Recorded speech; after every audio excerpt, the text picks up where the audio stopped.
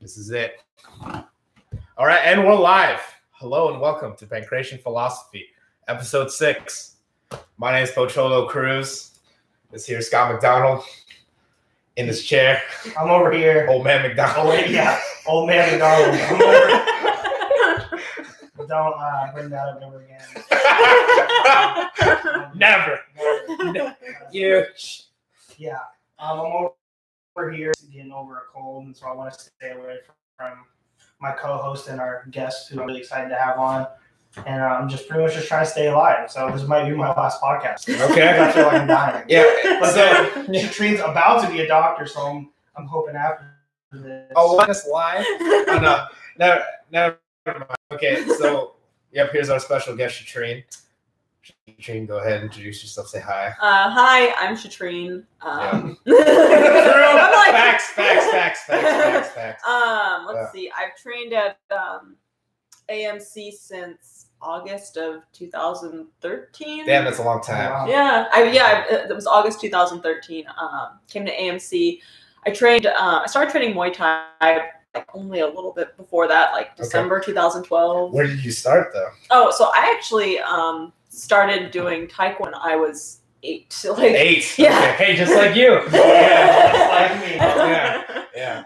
Okay, Taekwondo when you're 8. Yeah, so I actually, there was back before 24-hour fitness. Oh, I'm dating myself, but there was Hearts Athletic Club. I don't know what that is. No. So it was like really local chain, but they had, free Taekwondo kids class there. So my parents were just like, you have way too much energy, and just pushed me and were just like, go to the class. Please. You should do something. There you go. You should stop jumping on our furniture. Okay. So did you do it by yourself? I know you also have an older sister. Did your sister do it with you? My sister did, she took the white belt test, but she was just like, this is stupid, like doing forms, and I'd be like taking it super seriously, and she'd be like, God, look at this loser I'm like, over no, here. you don't understand. This is really important. It's more than that. Okay, so you start. Yeah. And so you Taekwondo at 8, and then how long did you do that for? I think I did that up until I was about 17 or 18. Oh wow, so quite a bit. Yeah, okay. I trained for quite a bit. I never really competed in it though. I definitely just. You're just an activity. Yeah, it was just like an activity I did. I mean, I just really enjoyed it, and I think, to be honest, I was pretty shy when I was younger. So I think that even though I had the kind of, I always never just ambitious kind of streak in me, I just was really shy about the idea of being in front of people and having to perform, and so I think that I didn't really engage that part of martial arts. And so but it was I know that a lot of people knock traditional martial arts, but I really enjoyed it. I think it's a good, if you're kind of starting off, I think it's a good way for kids to get involved. They're pretty, you can find them almost everywhere, and that's true. So I know Scott also had his beginning in Taekwondo. What? Yeah. I didn't. Scott and his younger brother Colin McDonald. Yeah, it only lasted 2 weeks. We were just taking off on kids. Yeah. So yes. They're like, go ahead and work your kata, and we're like, and then the sensei or whatever was like, stop. Go sit over there. Don't do that. That's inappropriate. All right, Colin, now you go. And Colin would go, okay, thinking that this brother's going to cooperate, and then he'd get up to the kid. All right, go sit over in the corner. Yeah. Both of you are just done. Yeah. Just a rambunctious McDonald brother. Just crazy. Yeah. Your 9 years to Scott's 2 weeks. I've actually thought about going back now and finding that old YMCA Taekwondo instructor and challenging him to a cage fight. No, dude. Sensei Mike. Taekwondo. You want to run how to kick the face of these bad boys on? I visualize it going there with Muay Thai shirts and my 2 amateur belts and going, is Sensei Mike here? And they're like, no, all we have is Pilates. Yeah. And I'm like, I need you to find Sensei Mike right now, or I'm not leaving. Challenge the yoga teacher, be like her. Yeah, he breaks into a Zumba class. I'm like, what kind of shit is this? This is combat. I was like, I will destroy your instructor right now, and you will follow me. Yeah, this is my dojo. Scott walks out of Zumba class with like a block, just a block. 29-year-old man assault Zumba instructor. And then what happened to the traditional honor of defending your dojo? Yeah, she clearly been defended. This dojo is mine now. He just starts a revolt. It's like, all it is the handball court. It's just fucking handball court. Oh yeah. Woo. Yeah, that's how Scott got his start. Yeah. Anyway, so you did Taekwondo from about 8 to 17. Yeah. Okay, and then did you do any other martial art in between? Yeah, when I was 20 for about 2.5, 3 years, I boxed. Oh wow. Okay. Yeah, I boxed down at Cappy's boxing gym. Okay. You know, it's used to be on 23rd and Union, but now it's it's totally a scrappy boxing gym. Yeah, it is. It was a really great place to be. I really enjoyed it. So I feel like you got to be tough if your nickname's Cappy. I feel like that's how it is. Like the old school you are. Yeah. The more cartoon sounding your nickname. It's true. Was Cappy an actual person? Yeah, Cappy was an actual person. He was my coach. Yeah. How old was Cappy? Cappy, I think, was like probably in his 40s or 50s. Like he definitely was like this like old looking like boxing coach with like all these like tattoos down his arms. Did he wear like what are those? It's not a fedora. It's like the old newspaper boys in New York. Oh, I know what you're talking about. It's like I've definitely seen Vicious Vincent wear the hat. Did he have did he have a cigar in his mouth? He's like, you gotta take to the back. You got that. So pretty much you're talking about like that kind of had that Rocky's brother-in-law war. Yeah, like the pork. I think it's called Polly war. Is that like the pork pie hat or something? Oh gosh, the pork pie hat. So Cappy's like Polly. Yeah, so it was like got the balls. Yeah, you got it. Take the body, me. Just spoke with like an East Coast accent. She's like, Cappy, I've talked to you on the phone and you don't. It's my persona. Yeah, all right. When I'm here, I'm Cappy. Okay, so you were at so you did boxing for about 2 years. Okay, and then so what led you?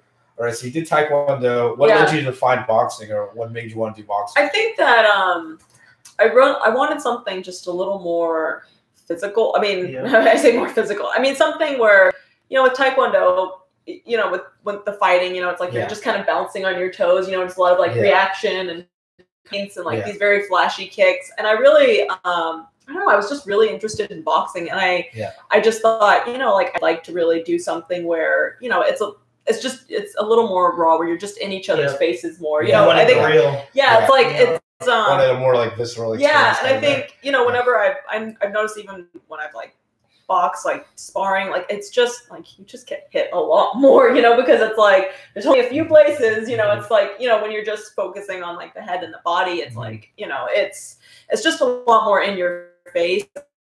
And I responded really well to that, and I really wanted I wanted that energy, and so I really enjoyed it. It definitely was, I think it came at like a good point in my life where it helped me kind of just rebuild like kind of my confidence and just feel more powerful in myself. And so I really enjoyed that aspect of boxing. So, okay.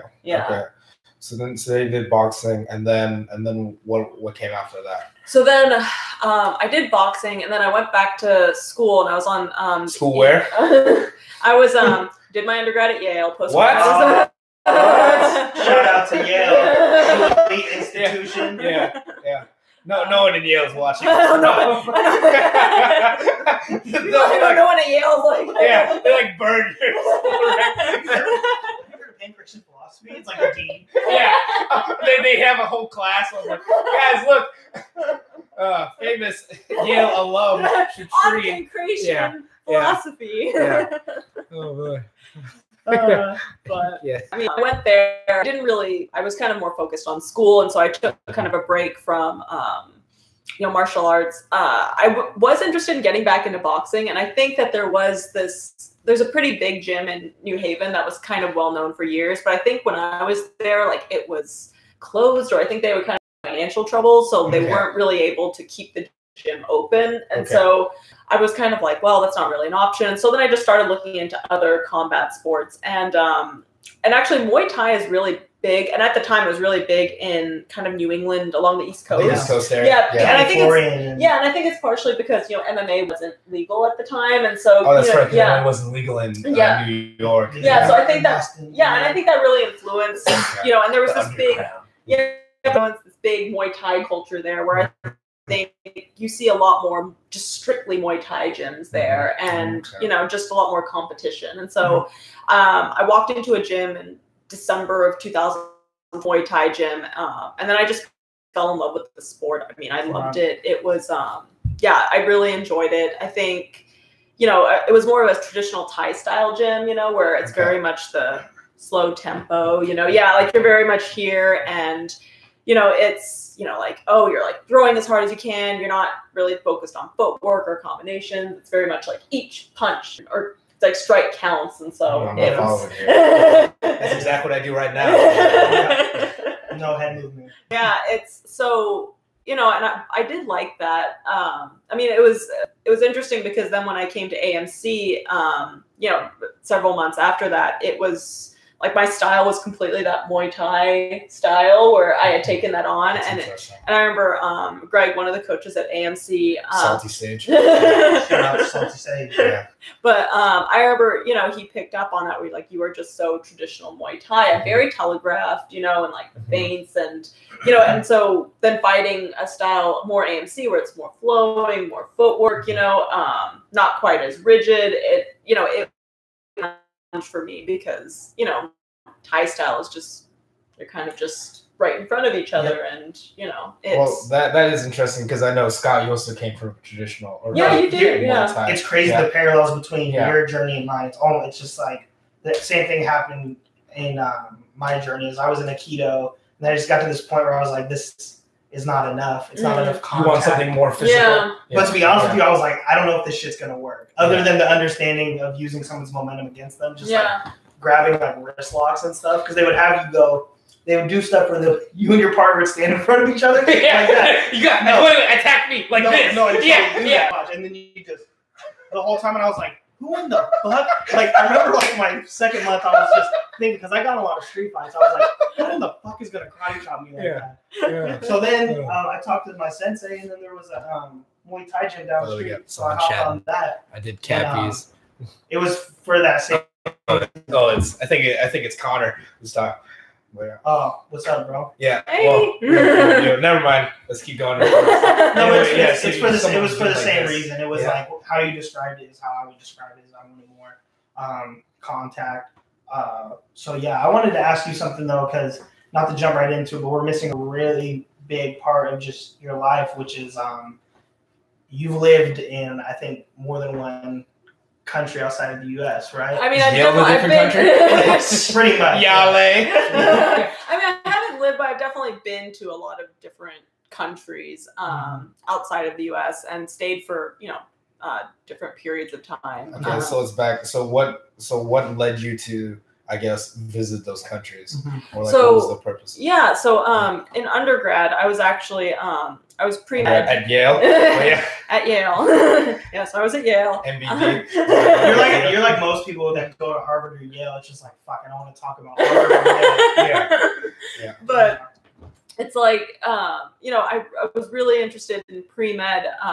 And I remember I thought for sure I was going to major in chemistry. Like, I really liked it. And I thought, like, this is definitely what I'm going to do. And I actually wound up taking an African studies course just to fulfill, like one of the... Like elective. Yeah, like, like one of the electives. The credits it was like, it was something, where it was called like State in Africa. And it's about like political anthropology in Africa. Okay. And I really just was, I was pretty blown away because I had never really thought that deeply about different African countries. And it really kind of opened my mind up just to the continent. And so that was when I actually, after that class, I decided to change my major, become an African studies major. Oh, wow. Okay. It influenced you that much.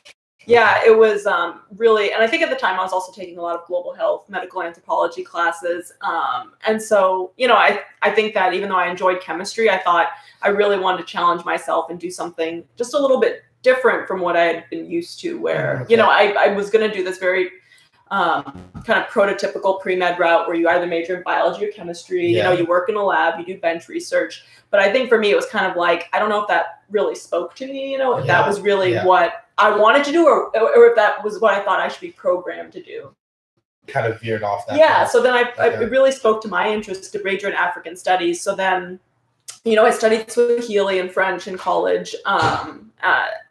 And, you know, because I was really interested in East Africa. The first time I went out to any part of Africa I was actually in Liberia. I worked for the Ministry of Health. I was an intern on this it was like a pilot project to address the maternal mortality rate. And so it was within like a health care field. Yeah, so and so I was there for about 2 months, I think. So I'm not good with geography. Where is Liberia? Liberia is on the western coast of Africa. So west coast. Of Africa. It's like it borders like Sierra Leone and Cote d'Ivoire. It's you know, very much a post-conflict country that was rebuilding the health infrastructure, and so and I was interested in kind of post-conflict health and women's health, and so so I got really drawn into being there, and you know, it was definitely very eye-opening experience. It was, you know, it was just, I think that, you know, just seeing all the challenges of like, what do, you know, when the country, you know, just needs to be completely rebuilt and, you know, there's just all this trauma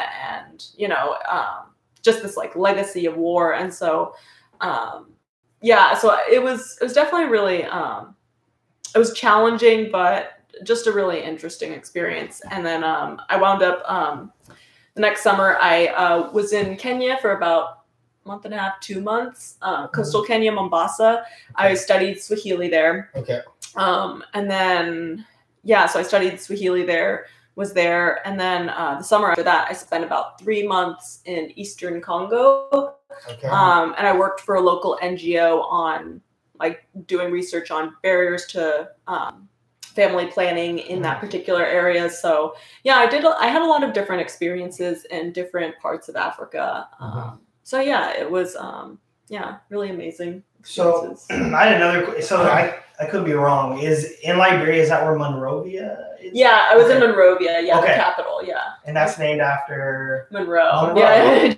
And that's where enslaved people were actually taken from, right? Yeah. Okay. So U.S. President James Monroe. A little history lesson there. I just had a kind of important question, and it's just a part of our topics are usually philosophy here, or it's all philosophy. But you said you witnessed like what it was like, or the challenges of rebuilding a country. So I'm assuming you saw like infrastructure that was completely depleted, poverty on a whole another scale. Yeah.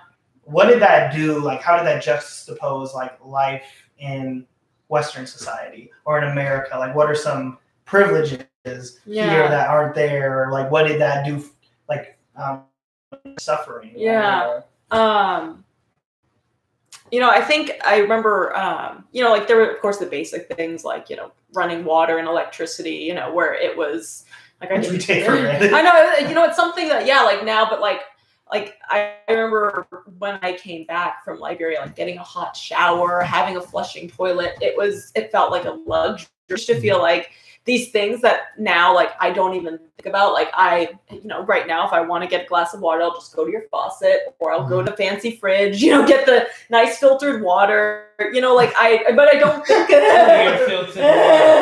but like, I don't think about that. But, you know, these things that, you know, I had always taken for granted or I never thought of, suddenly it was like, this is a luxury. And me being able to have even electricity for like a couple hours a day is a big luxury, you know, and that was something I never thought of. Even the idea of security being a luxury, you know, when I was in Eastern Congo, I was about to go to Goma, which is I was in Bukavu, which is kind of the main big city in the Kivu region, and I was going to go to Goma, which is another city. But right before I was going to go, I think it was a few days or the day before we were going to head out, actually, the rebels came and took the constant thing. And so, you know, it was just, and I think it was interesting because just the idea of like security and safety being something for granted, you know, where I don't have to worry about, you know, a bunch of, you know, rebels coming in and taking over Kirkland, you know. You say that now. Oh, wait, you guys see that? Oh. It's the same rebels in Congo. God damn it. Oh crap! Get the guns. No, absolutely right. Yeah. Yeah, and I think that I think when I was in Eastern Congo, just even my role as a woman in this society versus seeing how women are in that society was really it was very different because I think in Eastern Congo it's just I was talking a lot to women about women's roles, family planning, and a lot of the women said, look, I don't want to have 6 to 8 kids. Like, I don't, but like they didn't even know what family planning was. But, for a lot of them, they just didn't have a choice. It was like, I think, what did they say? They said, what is it? Oh, wake ni kuteswa, which means the life of women is torture. Oh, wow. That's in Swahili. It's like, but I remember they were just like, saying that no, it's just a quote. Like, I mean, a lot of women would say that. It wasn't just it was just something they would say where they would say, it's like you wake up early, you breastfeed the youngest baby because you always have like a young baby. You have to pick which kids to send to school. You go outside, you work, you work all day in the fields, then you have to come home and lay down for your husband, and then you don't have a choice over when you get to have children. It's a lot more of a difficult life. And then, especially in Eastern Congo, there was a lot of widespread rape. And when I was there, with the particular group I was working at, they had their own kind of community center, and a lot of young girls would come who had been raped and were pregnant, and their families had basically kicked them out because it's a very big shame to, in that particular area, and especially to get pregnant. And or a lot of girls would abandon their babies there, so you'd have a lot of orphans there. And and when I was there, there was a girl who came, and she was, I think she was only 14 or 15. She just had this baby face, and she had this big belly, and her mom had brought her, and her mom was like, and the girl was probably 8.5 months. Like, she was about to give birth, and her mom was like, I can't have her in the house because this is a shame to our family. And was basically like, kind of like, she's your responsibility now to the organization. And and I remember, and the girl, I think, she was only like, 14 or 15, and she'd been working in the fields when 4 of, I think that she wasn't sure which group they were because they were actually wearing plain clothes. Like a rebel group, it was like some group, but it was 4 men who came on her, and like she had machete scars on her, and after that, she was pregnant, and so it was just, it was pretty horrific to see that, and then to recognize that, she represents shame to her family, that this isn't something that happened to her. It's not her fault. It's the fact that, the fact that she's pregnant, been sullied in this way means that, she's not, she's a mark on the family. And I think that was really difficult to see, to see that kind of, attitude, and to see just how much suffering that brought. And so I think that did change my perspective quite a bit when I came back to the US. So that's powerful. The other thing that's powerful is like you could have definitely just stayed in the ivory tower of Yale and just been like, and just kind of been safe, but you didn't guard yourself in pursuit of that specialized degree and then majoring in African studies. It's amazing. And I think it's a good segue to, because I know we've talked about this, and I want to know more. You ended up in Afghanistan at some point? Oh, no. Were you born in Afghanistan? I wasn't. My parents are. My sister was born in Afghanistan, but I do have a lot of family members who go back there. I have wanted to go, but I'd love to been? No, I've never been, but my family's definitely like I wonder which is funny because they're like Eastern Congo, but Afghanistan, no, that's dangerous. Too far, Shatreen, too far. But I've never gone. I have had friends, Afghan friends who I had one who after college she went and lived there, worked there for 2 years, and she she was like me, where she was born in the U.S. and kind of part of that big Afghan refugee diaspora, and I think she had always wanted to go back, and she did. But I think she definitely she's back here, but it's just not, it's unstable. It's not, there's just so much violence, and it's so, especially with suicide bombs and bombs is just so, it's unpredictable. It's not like you can be like, oh, this rebel group is here and this is where they're approaching in their movements. It's like a rogue country. Yeah. It's like you just don't know when very the violence. unstable. Yeah, it's very So you are Afghani? Yes, yeah. So what the Afghani culture? It's always been said about Afghanistan, and there's multiple tribes there, but the Afghan people, they say, almost there's been so many military excursions there from Alexander the Great, Genghis Khan, England. We tried. There's this warrior culture. I know it's also patriarchy for sure, and you have Sharia that's trying to be implemented there. But does your heritage feed your fighting style? Is there? Because I've seen you fight, and there's Shatreen trainers, but when you fight, it's like this.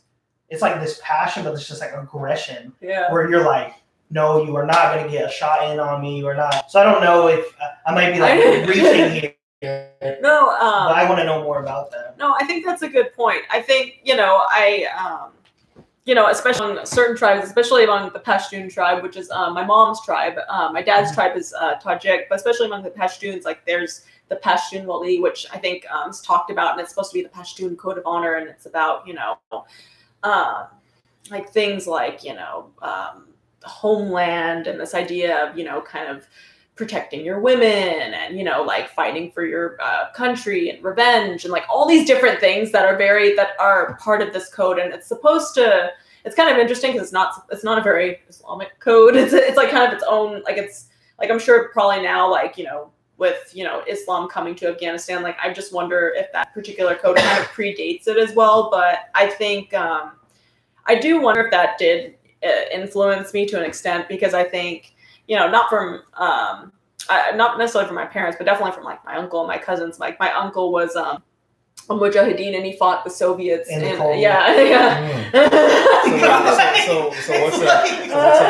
what's the mujahideen? It was part of the holy warriors, who fought the Soviets. So, and interestingly, he had actually studied the Soviets. This shirt is satire, by the way. He actually wore this on purpose for this podcast. Yeah. Also, we do not. You were with the mujahideen. The Soviet invasion. Yeah, that we do not condone. We also do not condone child pornography. Just to state again. No, this is satire. There's a movie called Death of Stalin. It's funny. It's hilarious. Check it out. Do you condone action genes though? Is that's the question? Oh yeah, most things are anti-communist. Call the action genes. But yeah. But so Mujahideen is holy warrior, and then the person that is the holy warrior is Mujahid. Mujahid. Yeah, and so he was actually it was funny because he had studied in Kiev. And so he spoke Russian fluently, he did his medical training this there. Is your uncle? Yeah, and so I remember he told us his story, which was pretty crazy, where he just literally left Kabul overnight because the Communist Party was trying to get him to swear fealty to them, and he's like, oh wow, no. Okay. I think that it's interesting because you really couldn't be apolitical at that point. No. It's you had to really. Well, you had to make your choice. Who are you with? And you had to be completely loyal to the party, speak whatever they said. And so I think and this was the Communist Party. Yeah, in Afghanistan. Yeah. So he he fled Kabul, and then I think he was probably on the border with Pakistan, and I don't know how long he was there for, but yeah, we have photos of him where he grew a full beard, had a little Kalashnikov, and was just it's such a historic photo. She's little Kalashnikov. It's just my uncle. It's just my uncle. Crossing the border, supporting the Mujahid. It's just fighting against the Soviets. There's uncle over there. Oh man, now so crazy. So it's interesting because during this time when your uncle's fighting in the United States, Osama bin Laden is literally appearing in our newspapers and being lauded as a hero. Yeah. A Saudi freedom fighter who is trying to overthrow the Red regime, Communist Party. Yeah. And then we see what happens with 9/11. It's just such a different time. People are driving around in the United States with "I support the Mujahideen" bumper stickers. I know, that's the craziest thing. I'm what? After 9/11, I know.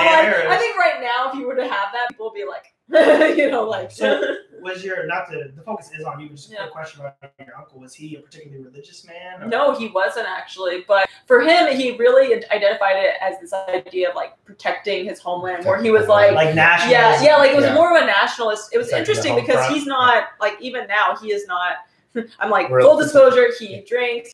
A Muslim, but like he's not like he's not like this very like religious type of person. So for him it wasn't ever about religion. It was more like, well, these invaders are coming into my home and they're and so it was this idea of protecting his country. And so so he did that, and and so I think that I grew up kind of influenced by those stories of this idea of fighting. So he told you stories about and I'd always seen his picture, growing up, and and I think that it was something that you just kind of grew up and it was imbued with, where it was like if you're an Afghan, like you don't like you're just a little fighter, you're just kind of like you don't you're never going to give up, and you're not going to let, someone like push you around and all that stuff, which is funny because I'm like the shyest. Like I was so shy growing up. My parents were just like everyone else was born in Afghanistan. And I was born here in the US. So they're always like, oh, Shatreen's the little American. So I'd be like, But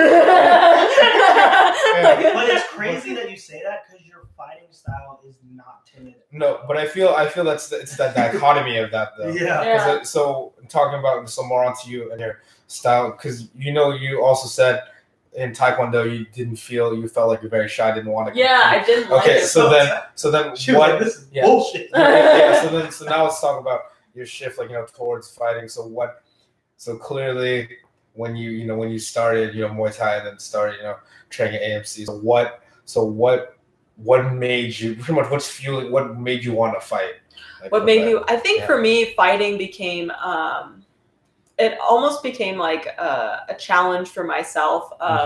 It was something that I was just so afraid of doing, of putting myself. It wasn't so much. I mean, like I get thrown around all the time at the gym by Caro. So like, it's like sparring. I mean, sparring. Yeah. No, he just walks in and just like Also, like alright, Shatreen. Hey, Patrol, hey, Scott. And that's how Shatreen injured her knee. It's like into that right now. There's that clarification. Yeah. Sparring. Yeah, I was like, well, we're just listening. This is guy just Caro just slapped her around. Just smacked her around, and I'm injured now. So. So it was a challenge because it's something vastly different. It was. What you've done before. Yeah, right? I think it was kind of this idea of like, really challenging myself and putting myself out there. I think it was, it's a feeling of vulnerability, to really be up there and be in front of a bunch of people, because you've been in front of fighting crowds, and like a lot of people who don't know the art will just be like, cut his head off or whatever, like they'll just they won't say this. They'll be like, rip his head off. Elbow. Like, there's like one guy who's just like an axe. He's like, what is this? I thought this was axe. Yeah. Where's the axe? It's just that general bloodlust. Yeah, it's like it's why people used to watch execution. Yeah, exactly. That was how they passed the time. Games, they go, are you not entertained? Yeah, exactly. And so, it's, and then you have people, yelling, and I think it was just the idea of being under these bright lights and really performing. And so then I thought, what, this really scares me. And this is something that, like I've just kind of been more of a reserved person. Yeah. And so I thought that this would be a good challenge for me to move forward and start fighting and really challenging myself. Because I think also, when you're fighting in front of a bunch of people, your style does change. Some people will, who are like just, totally wailing on people at the gym will kind of freeze up, or some people will suddenly, oh my gosh, I never knew you had that in you, so. And that's you, what you just described at the end. We're watching your smoker, and I just felt so sorry for your opponent because you were just hitting her so hard and just kicking. I was just like, that's Shatreen? Oh my God. I wasn't that surprised. I was like, did she talk shit to Shatreen? Like, gee. Because in sparring, I mean, at least my sessions with you are aggressive, but it was more like technical. You're trying to embrace the technique. Well, I didn't see that at all. So I guess you're whooping Porkpie. I just saw Fist of Fury coming at me at all times. No, but I feel though that's an interesting point that you said. I feel like when well, martial arts in any form is just a form of expression. I feel like that's just you expressing yourself. So even though you are this like reserved person, I feel it's just that, when people are under the lights, their true persona shows. Yeah. So it's interesting because some people who are quote unquote gym bullies, they're not the same when the lights are on them, because I feel like that's not who they truly are. They're just trying to cover up their weakness. Yeah. Whereas for you, I feel like you haven't been quite to a point where you've had to show like your strength, but I feel you're a lot stronger than which is what shows like when you fight from there. And I feel that's just how it goes in terms of fighting. Like your personality like shows throughout. Yeah. Because like three of us we train together, but all of us when we fight differently. Yeah. But it's also it's like your fingerprint. It's just like it's who you are. Like if I saw like a silhouette of like Scott fighting, I could know who that was just because I know how Scott moves. Yeah. So if I saw you and vice versa, and I'm sure you guys like saw me, you would probably understand like who it was. It's just because there's the movements, there's the actions. Because I feel like at the core of it, it's your identity, and it's just because your actions are powered by your thoughts, and your thoughts are powered by your character. Yeah. And that's who you are. So I'm a little concerned now with that analysis because my nickname was the Psycho. So does that mean I'm truly insane? No, I don't think you're truly insane. I think that was like. Who gave you that nickname? Yeah. Where did that come from? Like, first of all, I can't stand that nickname. Yeah. Really? Yeah, but this is what I was told, and I fought in Tri-Cities. It was my third fight, and I fought this guy who looked like he walked out of the Road Warrior. Yeah. First of all, he didn't show. 2 men enter, 1 man leave. It was in Tri-Cities. Yeah. It was outside, like literally. When you walk, it was at this bar. Yeah. You walk out, there's the ring, and there's just desert. Yeah. It was crazy, but he didn't weigh in. Is what Drew told me, Drew Bogenshire. Yeah. And anyway, I remember at the beginning of the fight, this was my second fight. I came out, I touched gloves, and I almost knocked him out with what I knocked my last opponent out with, which was a 10 to the body, and the opponent in my first fight, Sean, ran into my knee. So I almost knocked this guy out, and I didn't, and then I was mad because I didn't knock him out in the first round, and I was frustrated in the corner, and then I submitted him, and I did the stupidest thing. I taunted him, like I choked him, and then I went, oh, God! And I feel like I was... You did that. Whoever was trying to talk to me, he couldn't talk to me, and then that's when he was like, Scott's fucking crazy. Yeah. And I think more it was just a reference to the intensity. Yeah. But I think it's just the intensity, and I think Psycho, that's from like a very that's from a very outside stance. That's what someone would term. I think for you, Scott, you're just very driven, and you're intense. Like when you see something, like you go out and get it, and that's just how it is. I feel like that's like psychotic to normal people. Like from there, like from you. That sounds like single-minded, like it's very intense. But when I think about you, think of driven, Yeah. That's what I think. Yeah, driven and you're passionate. Scott Driven McDowell. Exactly. And that sounds lame, but and then Trevor Jackson was like, they think about it. If some fighting crowd heard of Driven McDowell, did he drive himself here? Did you think this? I'm like, we're not homophobic. What I was imitating was a common fight fan. Yeah, so that's true. That's exactly what you think about. It's funny we're bringing this up because Trevor was trying to convince me throughout my career to come out in a straitjacket. Yeah, really? Yeah, he was like, man, we could do like a universal straitjacket. Yeah, and then like you'll just come out like this. And I was like, Trevor, no, I don't want to. And then I fought. In my pro debut, I remember Craig Jackson. Do you know who that is? Do you remember Craig Jackson? Yeah. He was training with us. Yeah. And then he watched me fight. And he was like, "Dude, they should call you the Psycho." I was like, "They already do." He's like, "Oh, because you fight like." Yeah. So yeah, but I agree with you guys. It really is it is expression. Yeah. And it's interesting because there's training in the gym, and it's easy for people to be assholes in that setting because the stakes aren't high. Yeah, because the stakes are low. Yeah. They're real low. So if you're beating everyone's ass in the gym, to me that doesn't tell me you're a good fighter. Yeah, that's true. When you're underneath the lights in front of a crowd. That pressure, there's a lot to perform even at the amateur level, and so something does come out. And I think our histories, our backgrounds, our experiences, everything is kind of displayed there. Exactly, because that's all what crafted you become who you are. Yeah, and that gets displayed there. And again, this is just my subjective interpretation. But when I saw you fight Shatreen, I found out you were Afghani. I was like, it just makes you just fight like with that tenacity. Like, it's like you will not overcome me. Like some people sit back and they're like, I'm smooth, and you're smooth, but you just fight like, I will not give you an inch. And so it makes sense that like that was your upbringing. And I want to segue too into, because we asked Morgan about this, and I'm not asking this question for any reason other than to just open up the uniqueness of being a woman in a combat sport that is highly masculine. So what was that like coming into the sport? So the first question is, what was it like just training with guys? Like any interactions that were you're kind of like, what the fuck? Or was there like, were you received warmly? And then this after that is like, how did your family react? I mean, those are too heavy. I could have waited, but that's just here we go. You know, I think that luckily at AMC, I feel like for the most part, you know, I've been treated really well by the guys there. I mean, obviously, you know, I wouldn't be on this podcast if I didn't like you guys and think you were, you know, you were deep. Brandon, even if he's out in the Outback somewhere right now. No, he's on the online Silverback MMA. So shout out Silverback MMA. Yeah. So put a plug in.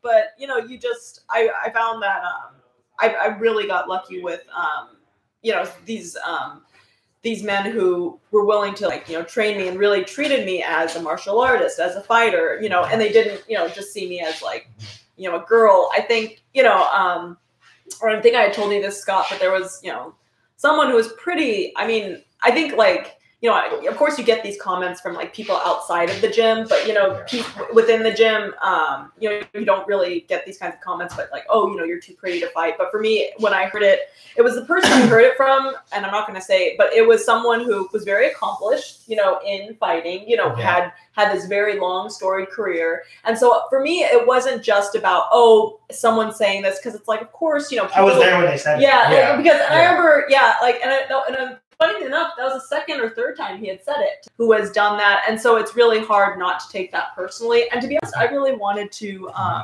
learn from him as well, because, you know, he had an interesting style. And like, you know, I think that for me, I always want to learn from anyone that I can. And so having that encounter happen, it was like, okay, I can't be around this person anymore, you know? Yeah.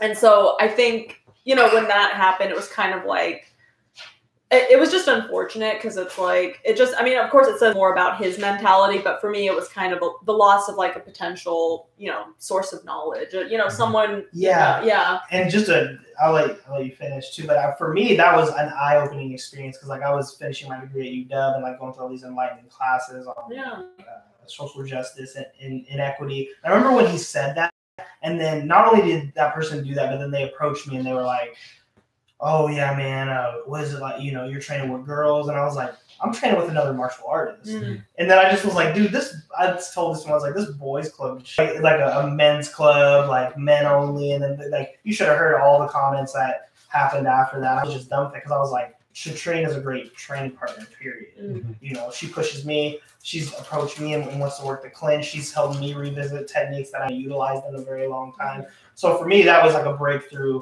When I was never actually conscious of like that difference in women training, what y'all had experienced, and just how easy it kind of is for me to integrate into that hyper masculine environment and just not have to deal with anything other than just the perseverance or maybe training, relationship issues. What you have to deal with is completely different. It's those comments. It's other things. I've heard other stories that are just like, you know, making my eyes open up wide. So. Yeah, but I appreciate that. Just shows your perseverance too. Just kind of going like, that's a stupid ass thing for you to say, and I'm gonna keep training. And especially from someone that you look up to. And I think or you look up to. Because it's like, you know, it's you know, of course it's discouraging, but you know, it's like, you know, if he doesn't want to teach me, or if he doesn't feel like he takes me seriously enough, then well, it's his loss too. You know, like he lost me as a student. You know, and maybe I may not have, you know, this long storied career, but I could have, you know, learned a lot from him and been able to incorporate that into my style. So, you know, so I look at it that way, and it's like, you know, and then I moved on to better, you know, people like you guys, you know, Greg, you know, Brandon. I mean, I moved on to people, Briggs, you know, people who were willing to treat me just as a martial artist and take me seriously and know, you know, you want to learn, of course I'm going to teach you, you know, that. So I think, but I think those experiences, unfortunately, are just really, like they're just so common. Yeah. And I think luckily at AMC, the thing I love is that Matt really keeps like such a positive atmosphere, and he really doesn't tolerate, any of that kind of stuff. Like he really, that's the thing. That's the reason why I think I love that gym so much is because, I've always felt completely respected as a martial artist coming to learn. I never felt like, oh, I'm a woman, or like, oh, if this guy talks to me this way, that's tolerated, or if this guy does this, like. It's not like you come into the gym and there's a giant pillow fort, and all the guys are trained in there with no girls. Like, it's just like, you can easily get that feeling. Too. Yeah. I could tell, I remember just, and I'll end it on this, I remember the guys that trained with this person you're talking about giving me shit about training with you, and I was like, I'm getting better work with Shatreen than what you guys are doing, and that's why I'm out here. That's why I'm investing my time. So it's like, obviously, I'm getting something out of it. It just shows a very backward sense of thinking, just in a total sense. And it's like you said, they've lost you, and it just shows like how. It's just closed-mindedness, and I think closed-mindedness that has no place, like here. And it's just in terms of learning overall, but especially in terms of martial arts, that just shows like because what else are you going to be closed-minded about? From there. And I feel like don't tell me about your politics, man. I don't want to know. I don't want to hear about it, but I feel like, that's what I feel is good because. I've never looked at people as like lesser just because of who they are from there, because like Scott says, like I only seen you as a martial artist. Like, that doesn't affect the only person I don't see as a martial artist is Ender. That guy is because you know what? I don't see Ender right now. Right? And I can't see And no shout are getting you and that's on the record. Yeah, exactly. I know what he's not on right now, a date. But so anyway, back onto important things. But I feel it just shows like it's just like any relationship you have with people is that people either find a way to stay in your life or they'll find a way out. And it's just like anything. And I think it's very big of you to not let that dissuade you. But I feel that's how you can't let stuff like that dissuade you. Especially because if you're going on to like a certain path, people aren't going to agree with you. From there. And I think especially me like on like how I see like in my path like. People that I respect, maybe not, they don't necessarily know much about martial arts like my family, but they just don't, for better or worse, just don't really get like what I do. And, it's like, that's a little bit more difficult because it's not like I can't just take them out of my lives. I can't, it's a shame that they cannot share something in my life that's very important to me, that they can't see eye to eye with me on that, but I still... Do you feel like they judge you for it? Like they see it as like, oh, you're being you're doing this because you're angry at the world. You're angry because you're oh, what did we not raise you right?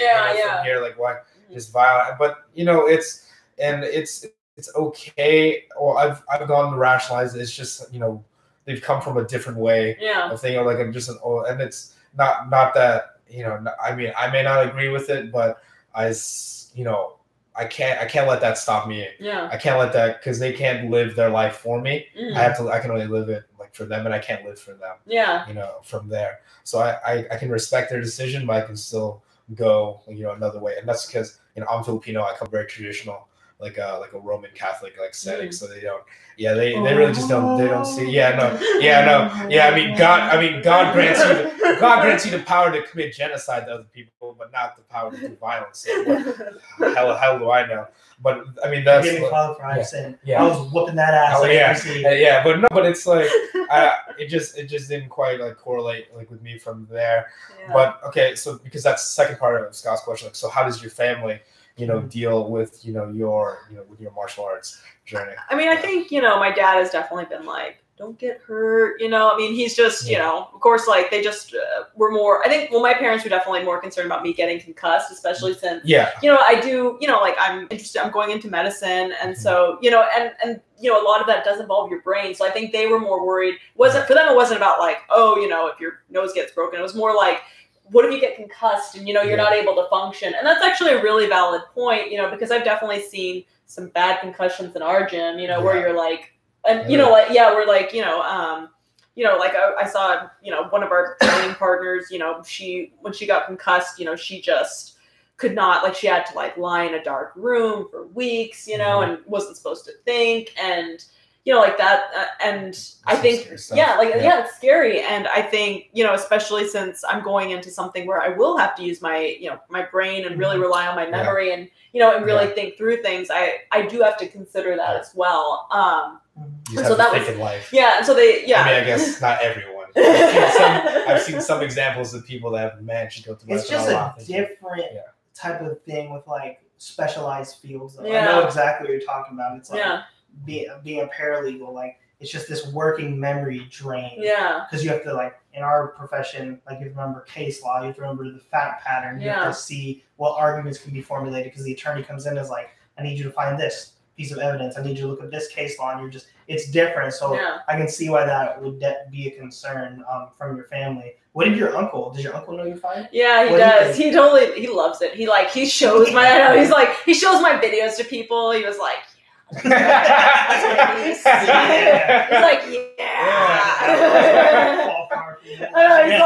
he's like, the blood is strong. Like, just like how I fought the Russians. But yeah, and I thought it was interesting. I think, Scott, because you know, talked about being like a paralegal, and I did that, you know, the working memory, and I think, you know, I've been since I've been injured, I've kind of, you know, taken a step back. And it's interesting because sometimes when I come back and I've talked to some of our teammates who have been concussed, like, if they've been concussed several times, and you can tell because sometimes they'll talk and they'll kind of almost forget what they're talking about, you know, and kind of repeat stories. And that to me was really frightening. And I think that's when I started thinking more, and to be honest, like, before I got injured and, you know, and tore my ACL, I didn't think, I kind of, you know, it's kind of plausible deniability, because it's like, because you kind of, you have to accept a certain amount of danger or risk, right, when you're stepping into the ring. But then when I started seeing the effects where it's like, I'm talking to my teammates and they can't remember what they're saying, you know, like, it became more, it was like, oh, taking a step away and seeing that and realizing, gosh, what kind of toll it takes on your body. And then, you know, I mean, especially, you know, but like, well, because then it freaks you out too. I mean, you're opening this door to this discussion is like, because we all have moments where it's like, we're deep in conversation, and we're like, what was I talking about, or where was I going? And when I find myself having those moments, sometimes I'm just like, fuck, is that because I've been hit in a fight? And man, my career, I took very little damage. I was thankful, but I've been hit. I've been stunned, you know. I think 2 times really bad. Never dropped, but it's scary, right? And it's I've heard, you know, I hope we've all seen Concussion, or it's like Concussion, where he takes the most powerful scene in that movie. I mean, there's a ton of them, is where he takes, I think it's a ball or an egg or something in a glass jar, and he's going like that. And it's like, even just a little bit of a motion like this, or your neck moving forward or backwards, the brain, there's fluid in here, so it hits the front and the back. So I have concerns about that, so mental health, and like, I worry about guys in the gym too, who like maybe having issues and not talking about it. There's an ex-teammate of ours who, I'm pretty sure he had a lengthy college football career, and then took a lot of damage in his fights, and I'm sure there's something there. And it's scary. So it's like, we all have to confront that. You know? Because we all have to be concerned. And we want a life. You know, like, I don't fight anymore, and so like, I'm glad. There's a life beyond it. I think that's something that also getting injured made me think about, is like, you know, life after, you know, because you can't fight indefinitely unless you're one of those people fighting for prison, and you're just like, you know, 55, still going, you know. And not everyone has the opportunity that you have. Right? You go to medical school, and that's the thing where it's like, we have to be humble too. Is it's like, just opportunities we have. Some people, that's it. Like, that's true. There's some people who, like, this is their out, you know, like that. And that was the thing that I always remember, was that, like, you know, I'm pretty lucky because I do have other things, you know, that, like, you know, I really enjoy. But there are other people who, you know, this is it for them. This is what they, you know, that, you know, they can't see themselves doing anything outside of it. And you definitely see, like, I remember I was reading an article, was talking about how, you know, the Muay Thai champions, after, you know, they peak when they're super young, right? What's their after? Like 14, 15, 16, 17, they're like Lumpini champions, and then you see them later on and it's like, in their 20s, it's like they're over the hill, they're used up, and that's just weird to think of, especially over the hill. In their 20s.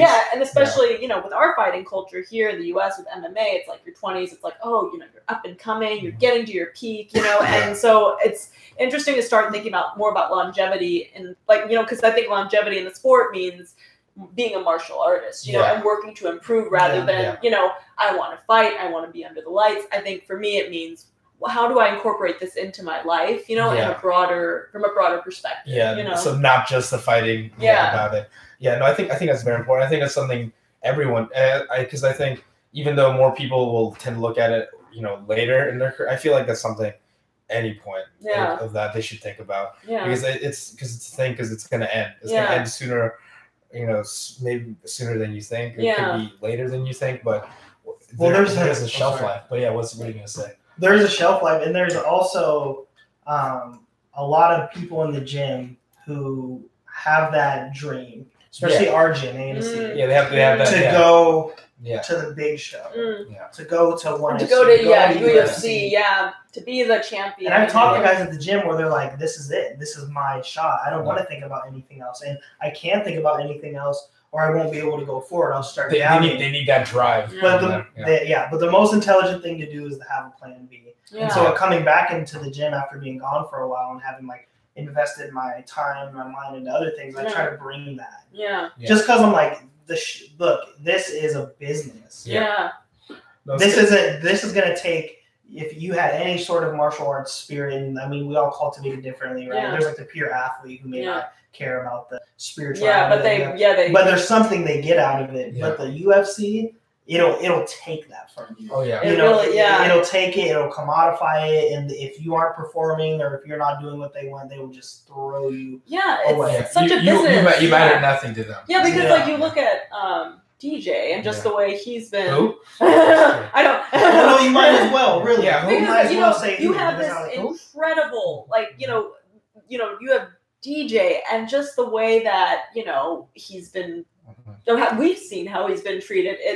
It's just shocking because it's like a doctor, so DJ's equivalent as a doctor would be like, some Nobel Prize winner, some, and like that guy would get accolades, he would get recognized, he would get some, crazy professor, he would be set.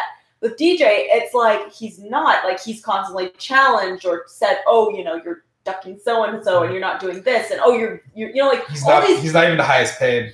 And that's just so frustrating. Not even close. It's so frustrating because it's like he is working on his craft and working and constantly growing and improving. And it's like, you just see that. You think that in any other career, that would be respected. Get all the crowds in. That's what they want. It's the entertainment value. It's the entertainment. And, I get that. Like fighting is always like boxing. You've always had the promoters and, that whole, you can see it with all these like crazy, weird fights like McGregor. And in any other career, they would be appreciated, they'd be recognized, and to not see that equivalent. And you're absolutely right, because on some levels, not even on some levels, just straight up, that is DJ's genius.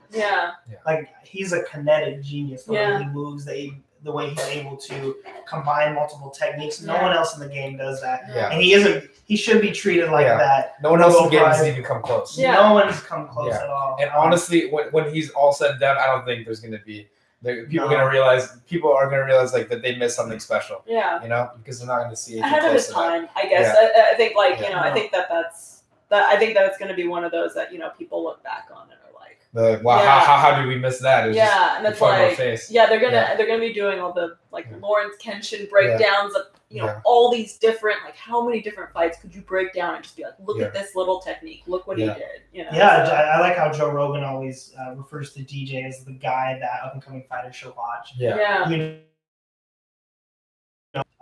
That's why I feel blessed, is even in my style as it expresses itself today is very similar to his because of how much training I did. And I'm just glad that, I'm able to take those things that he does, not do them exactly like he does, but like bring them back to show how successful his different techniques are, and just his way of thinking about fighting, which is a very pure way of fighting. He looks at it like a job, but I think it's not like an exploitative way or like he wants to be a dick. He works hard at his job. The guy used to work at like a plant where like he was creating pipes or was it pipes? Yeah, like he did some labor job. He did some like a labor warehouse job. Like DJ to me is like the quintessential workman. Yeah. Who's just goes in, does his job, goes out, just like there's like no fluff. Yeah. And but that's the thing, and he's been like that. Like you've been there since you fought DJ. Yeah. and then trained with him. I've known him for years. And it's not like there is no, the DJ is who he is. Yeah. Well, there's a story he told me, and I'm going to use this to them, but I think DJ also has. He told me this, like when he fought Ann McCall the second time, he felt like he hit a wall. Technically, really, yeah. Like there was something that he was going through, and I just remember him describing to me. He was like, he doesn't get very vulnerable, but he did with me. He's like, dude, I was just so frustrated. I was like almost in tears because I felt like there was a part of my game that was lacking, and I was trying to work with Matt, and I couldn't get it. And I feel like on some level, DJ had to like confront himself and what he was going to be. Yeah. And he may not say that, but that's what I gathered from it. Is it's like, dude, he always would just reject any type of criticism. Like, bro, you can be a world champ. Like Matt was talking to him, like Custom Model talked to Tyson, like, bro, you can be champion of the world. You know that? Quit your fucking job. Yeah. And on some level, even though DJ is amazing and great, I think part of him didn't really believe that. Yeah. He's like, no, I need to keep my job. Like this is a big risk. So he was confronting all that pressure, but then like in his mind, his inability to like get certain things to reach that level. But then he had a breakthrough, and then he just fucks Animal. What is present in that story? And just in his career is like he has really confronted himself. He talked what he said his skill set or his main motivators is his own will. He's like, my will not be broken. He's like, I remember he told me that because I used to be super religious and shit. He's like, see, Scott, you believe in God, I believe in my will. Is that I will not let someone break me. And at the center of martial arts is just confronting the self. Yeah. The deep parts of yourself, the vulnerable parts of yourself, like you talked about, the undiscovered parts of yourself. Fear, praise, right? We're judged a lot by how we receive praise, and some people don't receive it well. But I want to ask you, in your journey in martial arts, what have you like faced, and what have you felt like you've overcome? It's very philosophical. I mean, I think that I've had certain demons that I've faced in martial arts, when I first came to boxing, I was actually severely depressed, and it was a way for me to get out of the house every day, where it's like, I literally was like, I don't care about anything, but I can go to boxing today, and I can at least get out of, I can get out of bed and I can go to boxing because that makes me feel good.